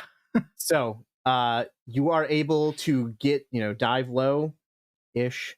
You start spraying manually. Roxy's like, kind of hanging out the side of the plane, dumping alcohol, and you have enough time in between your like first pass. You have to go back, go out, circle back, but not as far as you would have. You're able to get that toggle or that switch unstuck. So the next time you go, you would be able to just start using the actual crop dusting technology that you have. Okay. At least that's the plan. Cool. I tell Roxy that I'm proud of her. Aw. That's lovely. Lovely. She'll shout back, I told Stevie. Oh. Oh, good. Oh, no. Told the him, plane told goes, him, yeah. Told him what? Told him what, Roxy? Sorry, I can't hear you. The wind is too loud. The door is open. Indeed. So you hear Roxy say, I told Stevie, and you like look back, you're like, what? And then you look back out the window, and there is a human figure standing in the air. Like, no, there isn't. Why would there be? Just standing there level with the plane, and you're coming at it. And it's a figure you recognize. It's got a white sort of unitard that's singed with old thunderbolts on it, and its skin is cracked and blackened. What? And you see this figure just standing there in the sky, and then there is a flash of light. And the elevator doors open onto the roof. Not the office, to the roof. And you see Regina Scarlet standing there. And you see her snap her fingers, and you see a bolt of lightning hit the Arabella. No!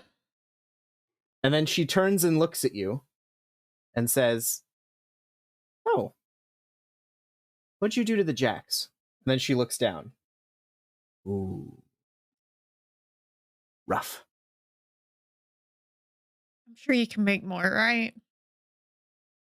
"I can, but I won't say it's a lot of work, but it's annoying." You should try to make them look a little less like you.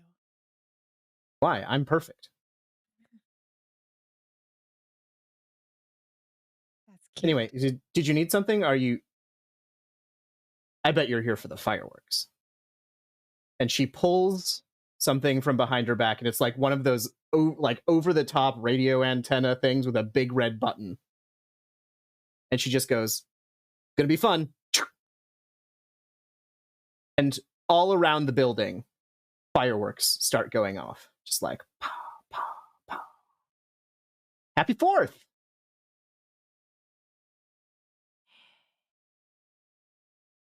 Okay.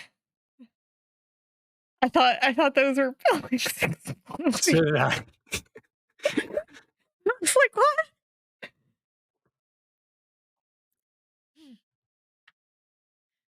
I'm just gonna look over at Stevie and look back, pull out the bottle of whiskey, and take a swig. I'm just gonna kind of walk up and spit in her face. Amazing. She just like wipes it off. And then she takes the bottle of whiskey from you and just downs it. Whole thing. Chucks the bottle away. And then burps. Sorry. That was a little unladylike of me. Now, why are you here? What can I do for you? You can, I mean, you know what? I'll tell you what you can do. You can I'm ready. rot in hell. And I'm gonna like grab the pipe and start swinging. All right, We're go gonna have to do ahead. this old fashioned way. Amazing. Make me a fight brawl check. 35 under 75. I rolled a 66 under 100. What? But you still succeed. I mean, yours is the success. Under what? Under what? Just one. Under what was that? Just 100. Don't worry about it. It's fine. You clock her What? right in the jaw. That's the 3 zeros. Yes, that's a 3 zeros. 3 zeros. You clock her right in the jaw with this thing, and you feel her jaw like dislocate, or you see her jaw dislocate. You hear the pop, and she just goes and like clicks it back into place. She's like, you got an arm on you. Oh shit. And then she looks at Steve, and she's like, "You?" He's gonna say, "Oh fuck no!" And he runs up to her, and he's gonna swing the barbed wire 2x4 again, because it's just go time. He's just gonna be violent. Make me a fight brawl roll. That's an 18 under 65. I got a 67 under 100, so you win. And that's another 5 damage with the with what I was using. So you also hit her right in the face, and like with the jacks, skin starts peeling off. But as soon as the skin rips open on her face, there is more skin under it. And like the wound that you dealt just sort of very quickly goes away. And she's like, I expected more from you, to be quite honest. And then she snaps her fingers. And a couple of things happen. A Adirondack chair appears behind Steve. And Steve, you feel that neck injury, that disc that was maybe a little problematic on your spinal cord, slip. And you feel your entire body just go limp. And you collapse into this chair that was very conveniently placed there for you. Melody, you erupt into flame. Just like, you are suddenly a torch. And your arm, like everything on your body is on fire. Meanwhile, up in the plane.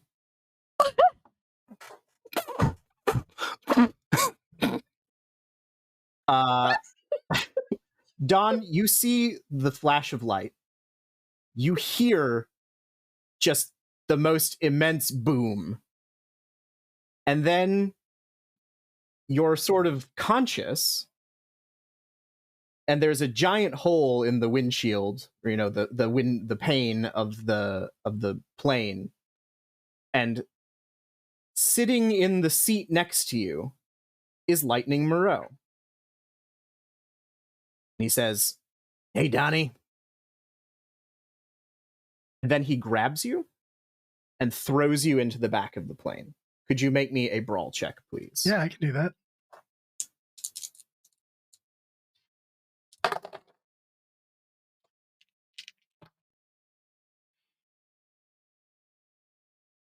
Um, 18 under 100, since we're just making shit up now.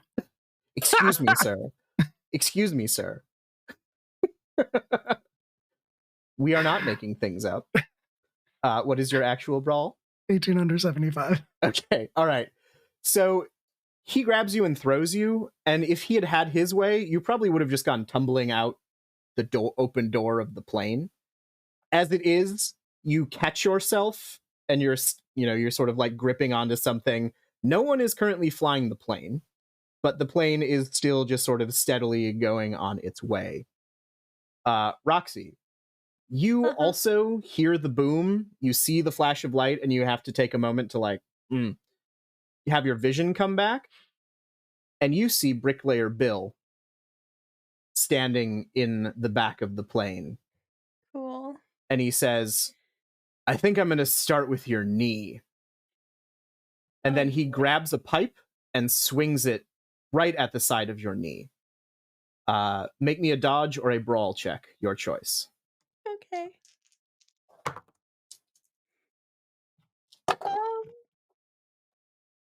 I'm gonna call that a brawl roll because that's 49 under 74. I got a 65 under 75, so you succeed. You are the winner. He goes for the knee, and you recognize the motion he's making. You did this very thing to him when you almost killed him, but you stumble out of the way, and he is coming at you in a moment. You act first, and then Dawn, and then the dead boys, because they're dead. Whiskey bottle, please. Okay, you're throwing a whiskey bottle. Hopefully. Or I'm in close-ish combat, I guess, because it's still the back of a plane, so I will swing and hit.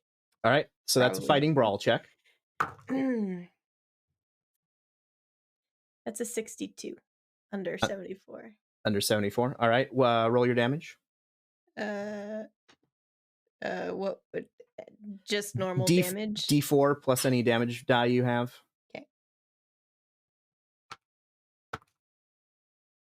For 5. 5 points of damage. All right. Yeah. You swing that bottle, it shatters, whiskey goes everywhere. Don? Don, I don't think is going to fuck around with the whiskey bottle because he's farther back. So I think he's just going to try to shoot Lightning Moreau, maybe through the back of the chair that he's sitting in. So Lightning Moreau has entered the back of the cat. Like, Oh, okay. Well, everyone then, is just sort of going. I'm just going to catch myself to arrest my momentum and then raise the 9mm and try to shoot him. All right. In the Roll a firearms check. Okay.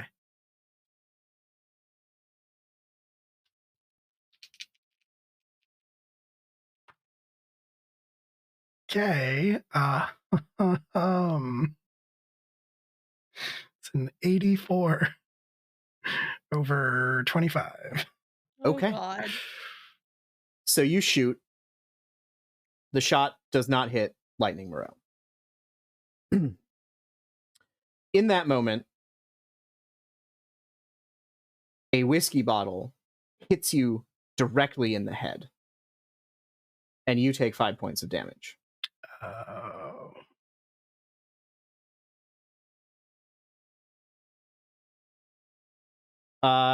And then Lightning Moreau is gonna swing at you. Would you like to dodge, or would you like to fight back? I'd like to fight back. All right. Roll a fighting brawl check, please. Okay. 26 under 75. That's a success. So you succeed. Roll. Are you just punching? I think so. I think at this point, yeah. Okay, so whatever your actual just like punching damage is, it's probably D3 plus your it's D3 plus your damage die. Yes. Which is yep. Okay. 4 points of damage. 4 points of damage. All right. Yep. Bricklayer Bill is going to come at you with that pipe again, going for the knee. Uh-huh. I hate this so much. Fighting brawl or dodge?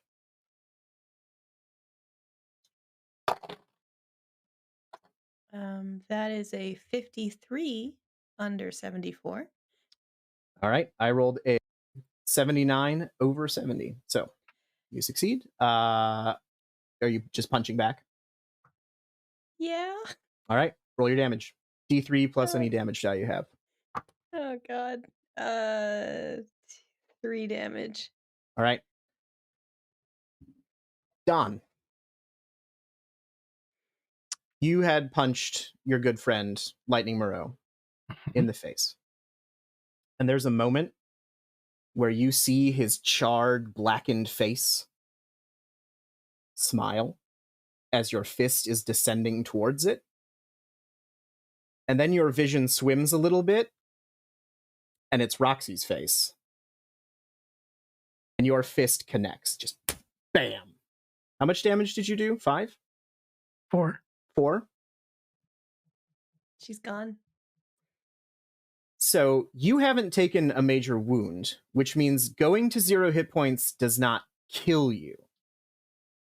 What I will say is that there is an open door on this plane, and I'm going to have you make me a straight up luck roll.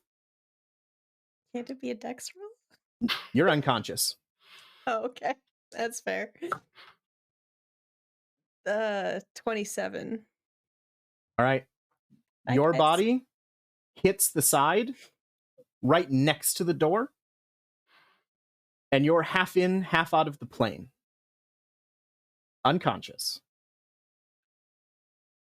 And Dawn, it's in that moment that you feel the plane, buffeted by the wind, start to move in a way that indicates this is going to crash. If you do not get to the controls, you have a choice.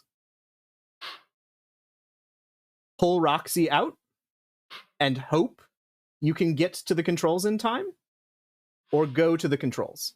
I mean, it's not a question. He's going to try to do both. He's going to try to do both. All right. So you pull Roxy out of immediate harm's way, but the plane is swerving very, very badly now. I'm going to have you make me a piloting check with a penalty dice to keep this puppy in the air. Okay. What's a penalty dice? What is So that? like a bonus dice, but you take the worst of the 10s. Cool. Okay. And I get to choose to use that or not use it? No, Oh, okay. no, Great. not in this case. Great. Okay. Oh, fuck yeah. Okay. First I rolled a 21.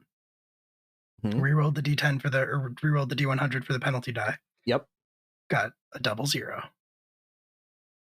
All right, Don, this is your heroic moment. You drop Roxy into the co-pilot seat and you grab the yoke and you yank as hard as you can, because that plane is going into Derleth at headquarters. No question about it. And Steve and Melody, from your position in the chair and on fire on the top of the Derleth Enterprises headquarters rooftop, you see this plane, the Arabella, skim over the top, missing it by that much. And fireworks are going off, and it's just like this moment. And Regina just stands there looking up at it like, wow, that's amazing. And then she turns back to both of you. So, how is everyone? And she walks up to you, Melody, and she's like, I can make it stop.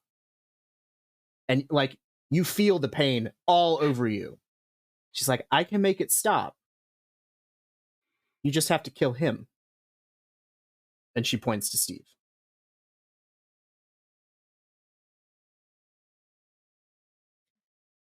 You're just gonna have to kill me.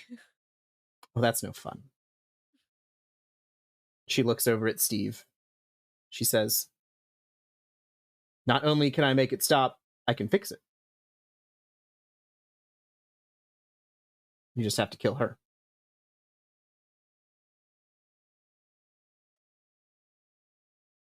No way in hell. She gives a very deep sigh. Neither of you are any fun.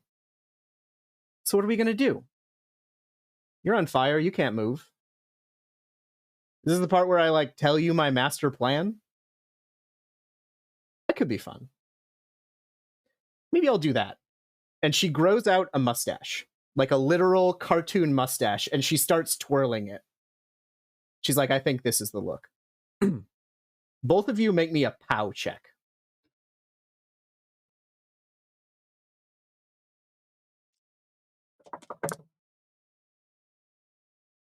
3 under 50. Amazing. I did not make it. It's a 79 over 25. All right. So I'm going to monologue for a minute, Melody, and then I'll tell you what's going on. So Regina's sort of looking out, twiddling her cartoon mustache, and she's like, I guess you're probably confused why I did all this, but it's really very, very simple. This place is empty. The people here need something to give them joy, something to live for. Because all they do is go to work and eat and sleep. There's nothing here. The person who leads you is an entertainer, completely devoid of substance. And I saw an opportunity to fill that up, to fill that void, and bring you all purpose. And that purpose is chaos. And isn't it fun? And she looks out over the city, which is burning, and you hear the screams of everyone. And she says, I think it's much, much better this way. And Melody, you then realize that although your body is on fire, you are not burning. And you know that Regina fucks with people's heads. And you think, maybe this might be that.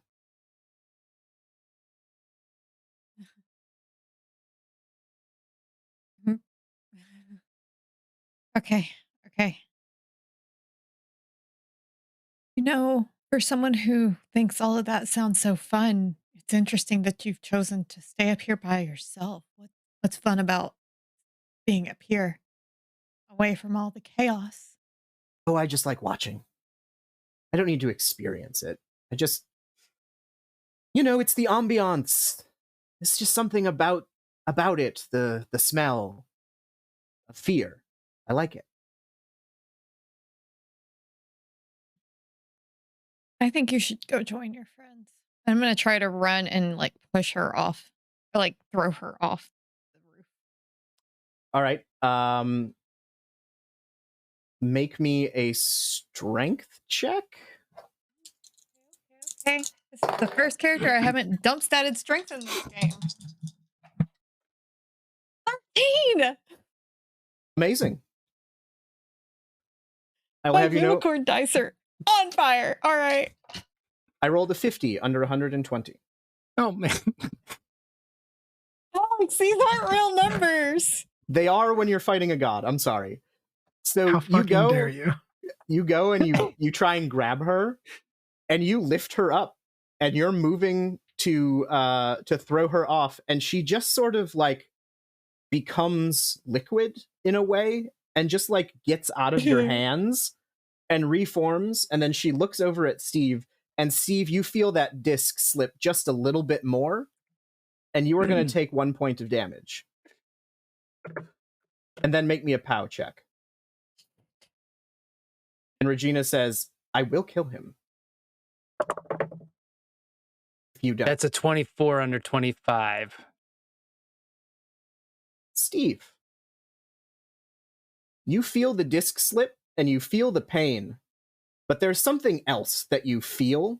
There's something inside of you.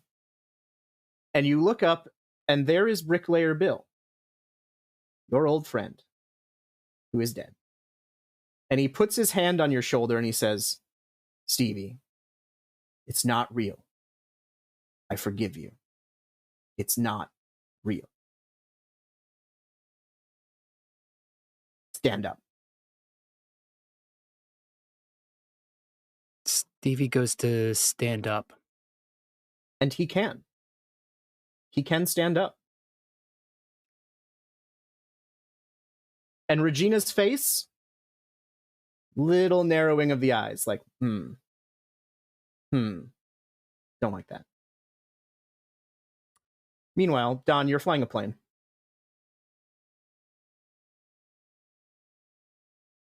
Roxy is unconscious but alive. What would you like to do?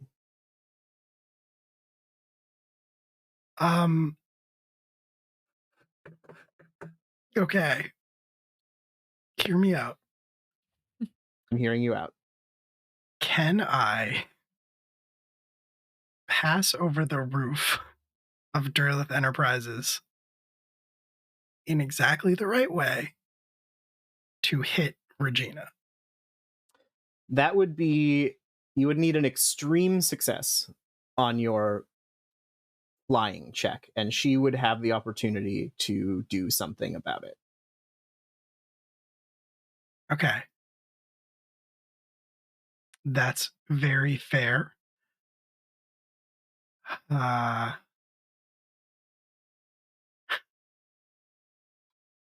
how cool You are would crazy, it be? Don. I You are know, insane, Don. I think I'm Be gonna real do fun, it. though. I think I'm gonna do it, but I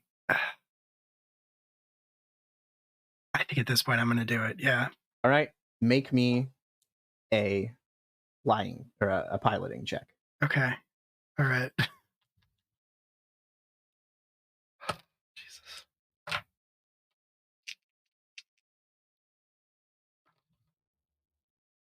Okay. What's an extreme success? Actually, what's an extreme success? 20% of your Oh, okay. Yes. skill. All right. Okay. All right. Fuck. So I think you need to get under a 7. Yes, I would. Gonna.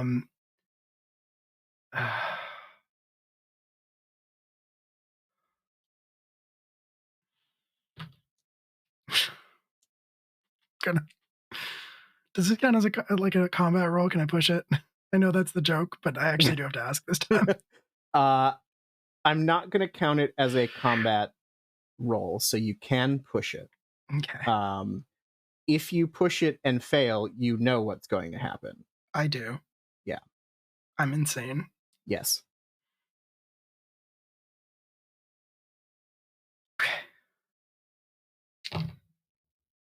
Okay. I didn't fail. All right. I didn't get an extreme success. Okay. I did get a 16, which is under half. That's a hard success. Cool. It's a shame it's not an extreme success. Well, but hear me out. What if? So here's what's going to happen. You are going to dive the building. And both Melody and Stevie, you see this plane coming in and you dive. Like you flatten, you're like, oh shit, this is going to be bad. And Regina just stands there looking at it. And it's a game of chicken that, Don, even in your mental state, even with your desire to absolutely massacre Regina Scarlet, you realize that your daughter is sitting in the seat next to you. And in that split-second moment where you can commit and do it, you can't. And you pull up just in time, and like the propeller goes this far above Regina Scarlet's head. And then she looks up. It's kind of like, all right. At that point,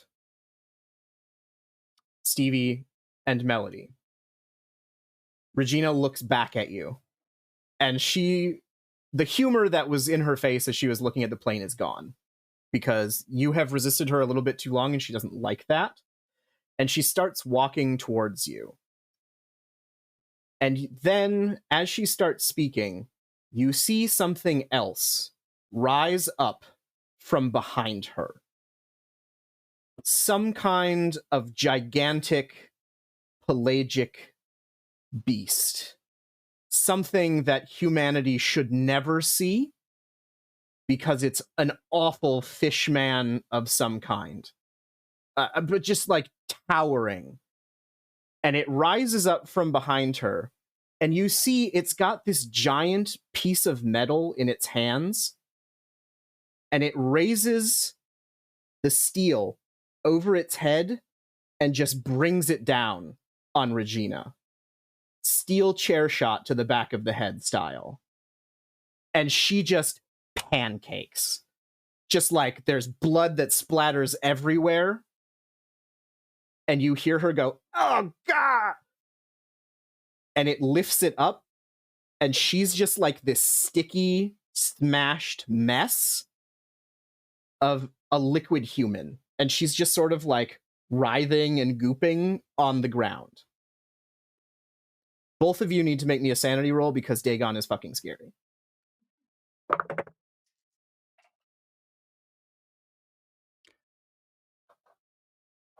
That's a 79 over 27. Okay. There's a 49 under 9 over 9. So, but we already knew Stevie was going a little crazy. All right. Both of you will take 15 points of sanity damage. Oh, I'm down to 0 then. Oh, What the fuck? this is another god, Will. Stevie, in that moment, you snap. Like, you're done. And you charge Dagon with your... Okay. And Dagon is like raising the piece of metal that he had, which is in fact a piece of an old submarine. And you run, and you start running up the metal, and you jump, and you've got your thing in hand. Please make me a fighting brawl check. Talk about whiplash. Yeah. That is an 89 over 65. Okay. that probably makes sense, because Dagon, as it sees you coming up the thing, it drops one hand and just swats you as you're flying through the air. I'm just going to make some damage rolls. Don't mind me. No. There's not much damage left to be made on Stevie, just to let you know. There's definitely not a lot left. You are going to take 10 points of damage. Okay, that's 0. Back to 0. And it swats you, and you just fly off the roof. Just... I do not appreciate the sound effect, Alex. I'm so exhausted. And Stevie, you will unfortunately land with a bit of the splat. Okay, well, I'm sure of it. hear me out. A nice big squish too. Yeah, Will, what can I do for you? The plane is still airborne, so maybe if I can just maybe if I can, be there, I could try to Whose luck is better? Can you have luck if you're dead? Yes.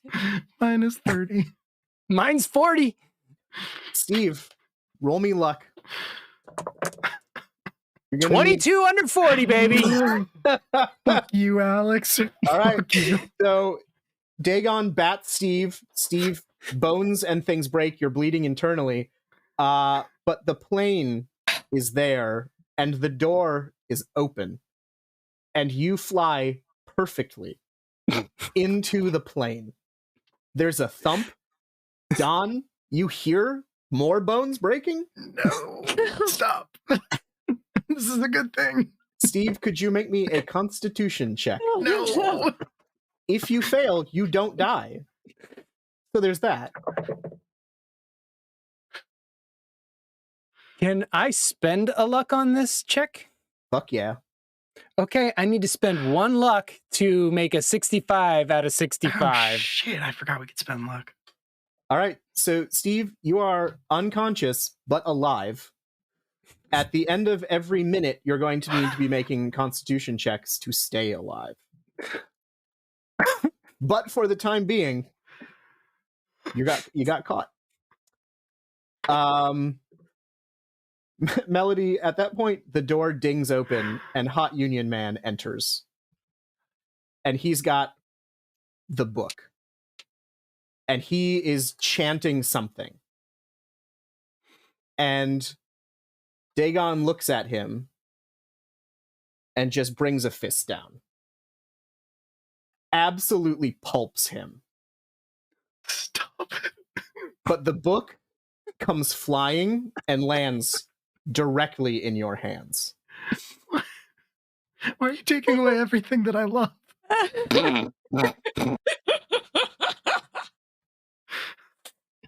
Poor Don will never know peace again. Melody just looks down at the pages, hyperventilating, trying to see if she can read what he was chanting. It's one of those things where, because it's like an old language and knowledge has been a bit lost, the priests did you a favor and they have phonetically written out everything that you need to say. You just need to say it. I'm gonna try. I'm gonna try and read it out, while slowly backing away from the. So you start chanting. You start reading this incantation, and Dagon looks at you, and it raises its fist, and then one of Regina's fireworks goes off right in its face, and there's just this moment of Dagon confused, and you finish the incantation, and you feel something, some pulse of power emit out of the book, and then Dagon explodes into seaweed and shrimp and dead fish, and just douses this rooftop. But he's gone. And you are not. Don, I think you needed to crop dust some people. Yeah, I guess. I don't know.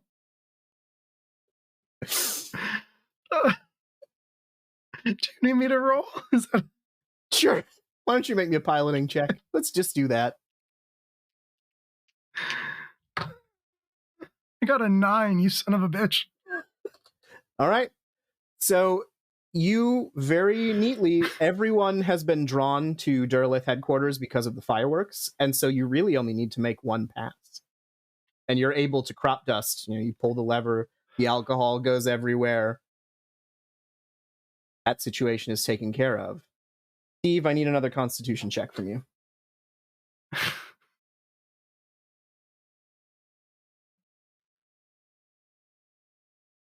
Five under 65. Amazing. Dawn, how do you want to land this thing? Because you know you got to get to Steve. So you can either like let it fly a bit and get back there or put her down. Yeah, I'm gonna put her down as quickly as I can, which I think is probably gonna be back on the roof of Derlith headquarters if I can land it there. Sure. Yeah, that's fine. Basically just try to, as soon as it's down, I realize Melody's still standing there, but his focus right now is Steve, so he's gonna immediately jump like into the back. He's gonna try to wake Roxy up first, maybe just like lightly slap her on the face a couple times just to see if he can rouse her, but then he's gonna move to try to help Steve. All right, make me a first aid roll. If you succeed, Steve will stabilize. If you fail, well, don't fail. Okay. Before I roll, given his insanity and everything that he is experiencing in his mind at the moment, I think he is going to hold Steve by the shoulders and he is going to start crying. And he's going to say, don't you give up on me. Don't you quit. I've always been a fighter. You get that from me. Do you want a bonus die for that? Love a bonus die from that. Take it. The raw emotion of it all. 29 or 26. It doesn't matter. It's 29. Okay. Under first aid, under 30. Jesus Christ. Okay. So Steve, whatever your father does, he patches up some bleeding, outwardly bleeding parts of you, stops the immediate threat of death. Don, you're going to have to get him to a hospital in the next hour or so. I understand this is Ronald Reagan's America, but Steve will die if we don't get him to a hospital in that time period. So how close are we to a Canadian hospital? More than an hour, unfortunately. We do have a plane. We do, but not that close. It's fair. So I think it's only Melody who is on the rooftop as Regina sort of pulls back together. No! But it's like she's pooling like the cola liquid, and like there are human features like hands sticking out and eyes, and she's chuckling. It's like this very sort of wet, burbly chuckle. And she's like,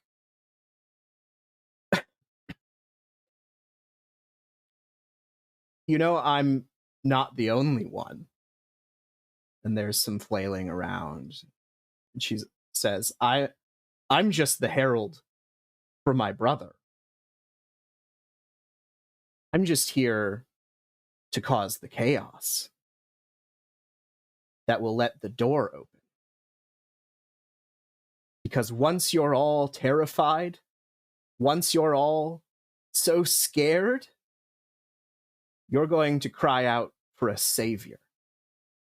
You're going to want someone who can fix it and make you feel better. But they won't.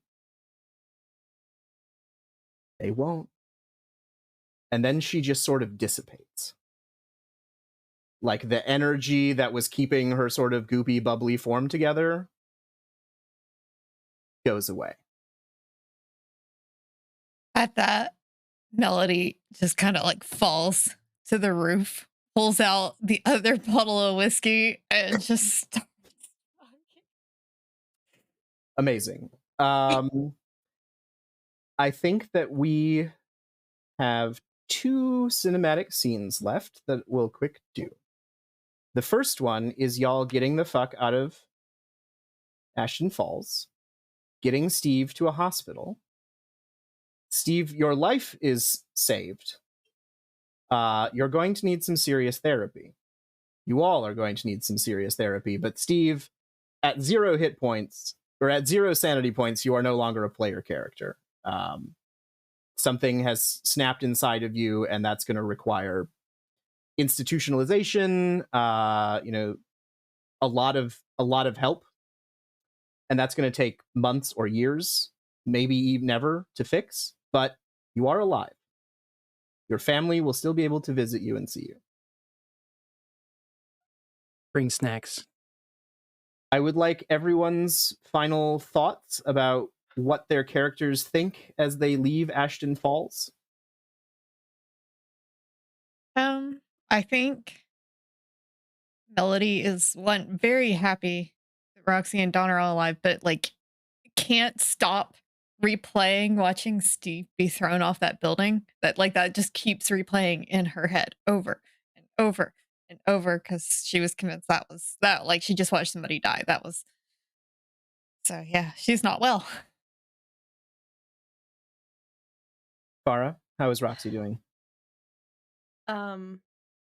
She is not good.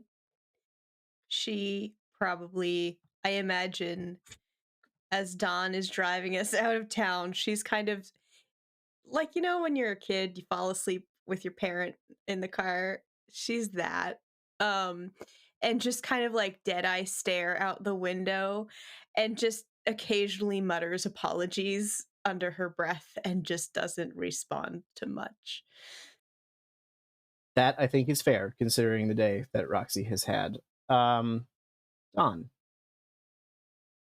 I genuinely don't know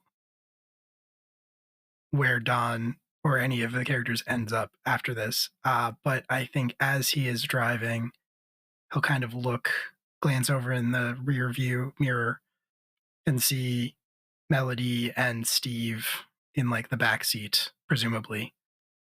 And then he'll glance over to the side and he'll see Roxy asleep in the seat, kind of mumbling apologies. And his eyes are haunted and bloodshot, and he is exhausted. He hasn't slept in days, but he is going to keep one hand on the wheel, and he is going to reach over and he's going to like brush Roxy's hair as like comfortingly as he can. Amazing. So we will pan away on that scene. I think the final thing the camera sees before the credit rolls is a rear view mirror shot. You can see everyone in the van. You can see Ashton Falls still burning behind you. And you can see Betty sitting in the back seat as well as you all drive out of town. And then the credits roll. And all of you were wonderful, and we will credit you in a moment. But there's a stinger. And the camera comes back on a lone television sitting in a room that is empty. There's a spotlight on the television, and you can see that it's a wrestling program.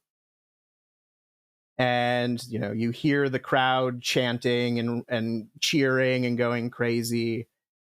And you see Mr. Wrestling himself, Hulk Hogan, come walking out, and everyone's cheering and clapping for Hulk Hogan. And then we hear Regina's voice again. And we hear her say, "Once you're all so scared, so terrified, you'll call out for a savior to help you. But he won't. He won't." And then we really start to focus on Hogan and we see his yellow boots and his yellow trunks and his yellow hair. And the crowd is screaming, but there's some sort of weird distortion to the audio. Are they cheering? Or is it terror in their voices? But Hogan's there, he's pointing, he's punching, and the screen just starts to saturate until the entire thing is getting extremely yellow. And the last thing we see before the entire screen is just a solid block of yellow is Hulk Hogan, sweaty, his hair dangling, with these two bright yellow glowing eyes. And then the screen goes yellow, and some jagged red lettering appears on the screen that says, Hastermania, E.L.B.O.W, Season 2. And then we fade to black. Oh my god. Oh my god.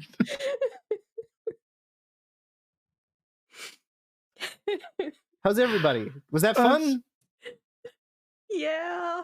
Yeah. Absolutely. I had a blast. And Stevie didn't die. We broke the Amazing. curse. We lived. broke the curse of Stevie Whiplash. Stevie Whiplash is alive.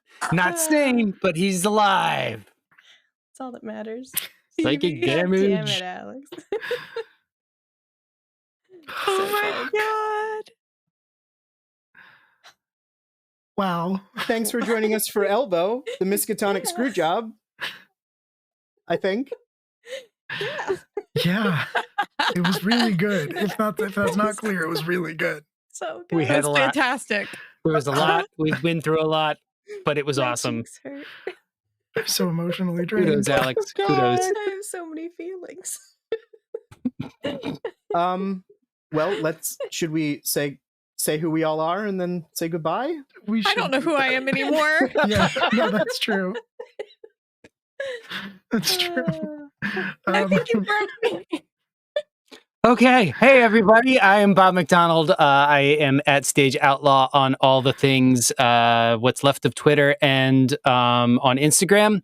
I play games. I love playing tabletop games. If you want me at your table, hit me up. I'll be glad to see what my schedule's like and join you and hopefully bring a little chaos like Stevie did.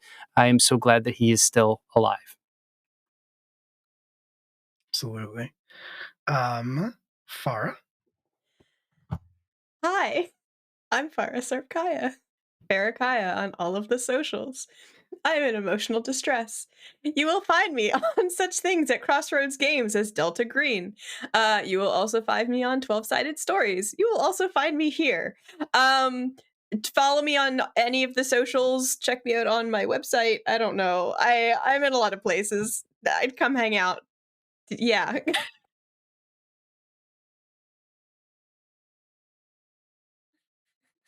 Chris, you're up. Hi, I'm Chrissy in color on all the fun internet spaces, and I'm mentally broken. I am also occasionally in Crossroads Games. I am also part of 12-Sided Stories, although I'm on their stream as opposed to their podcast. And so you can find me there on Tuesdays. And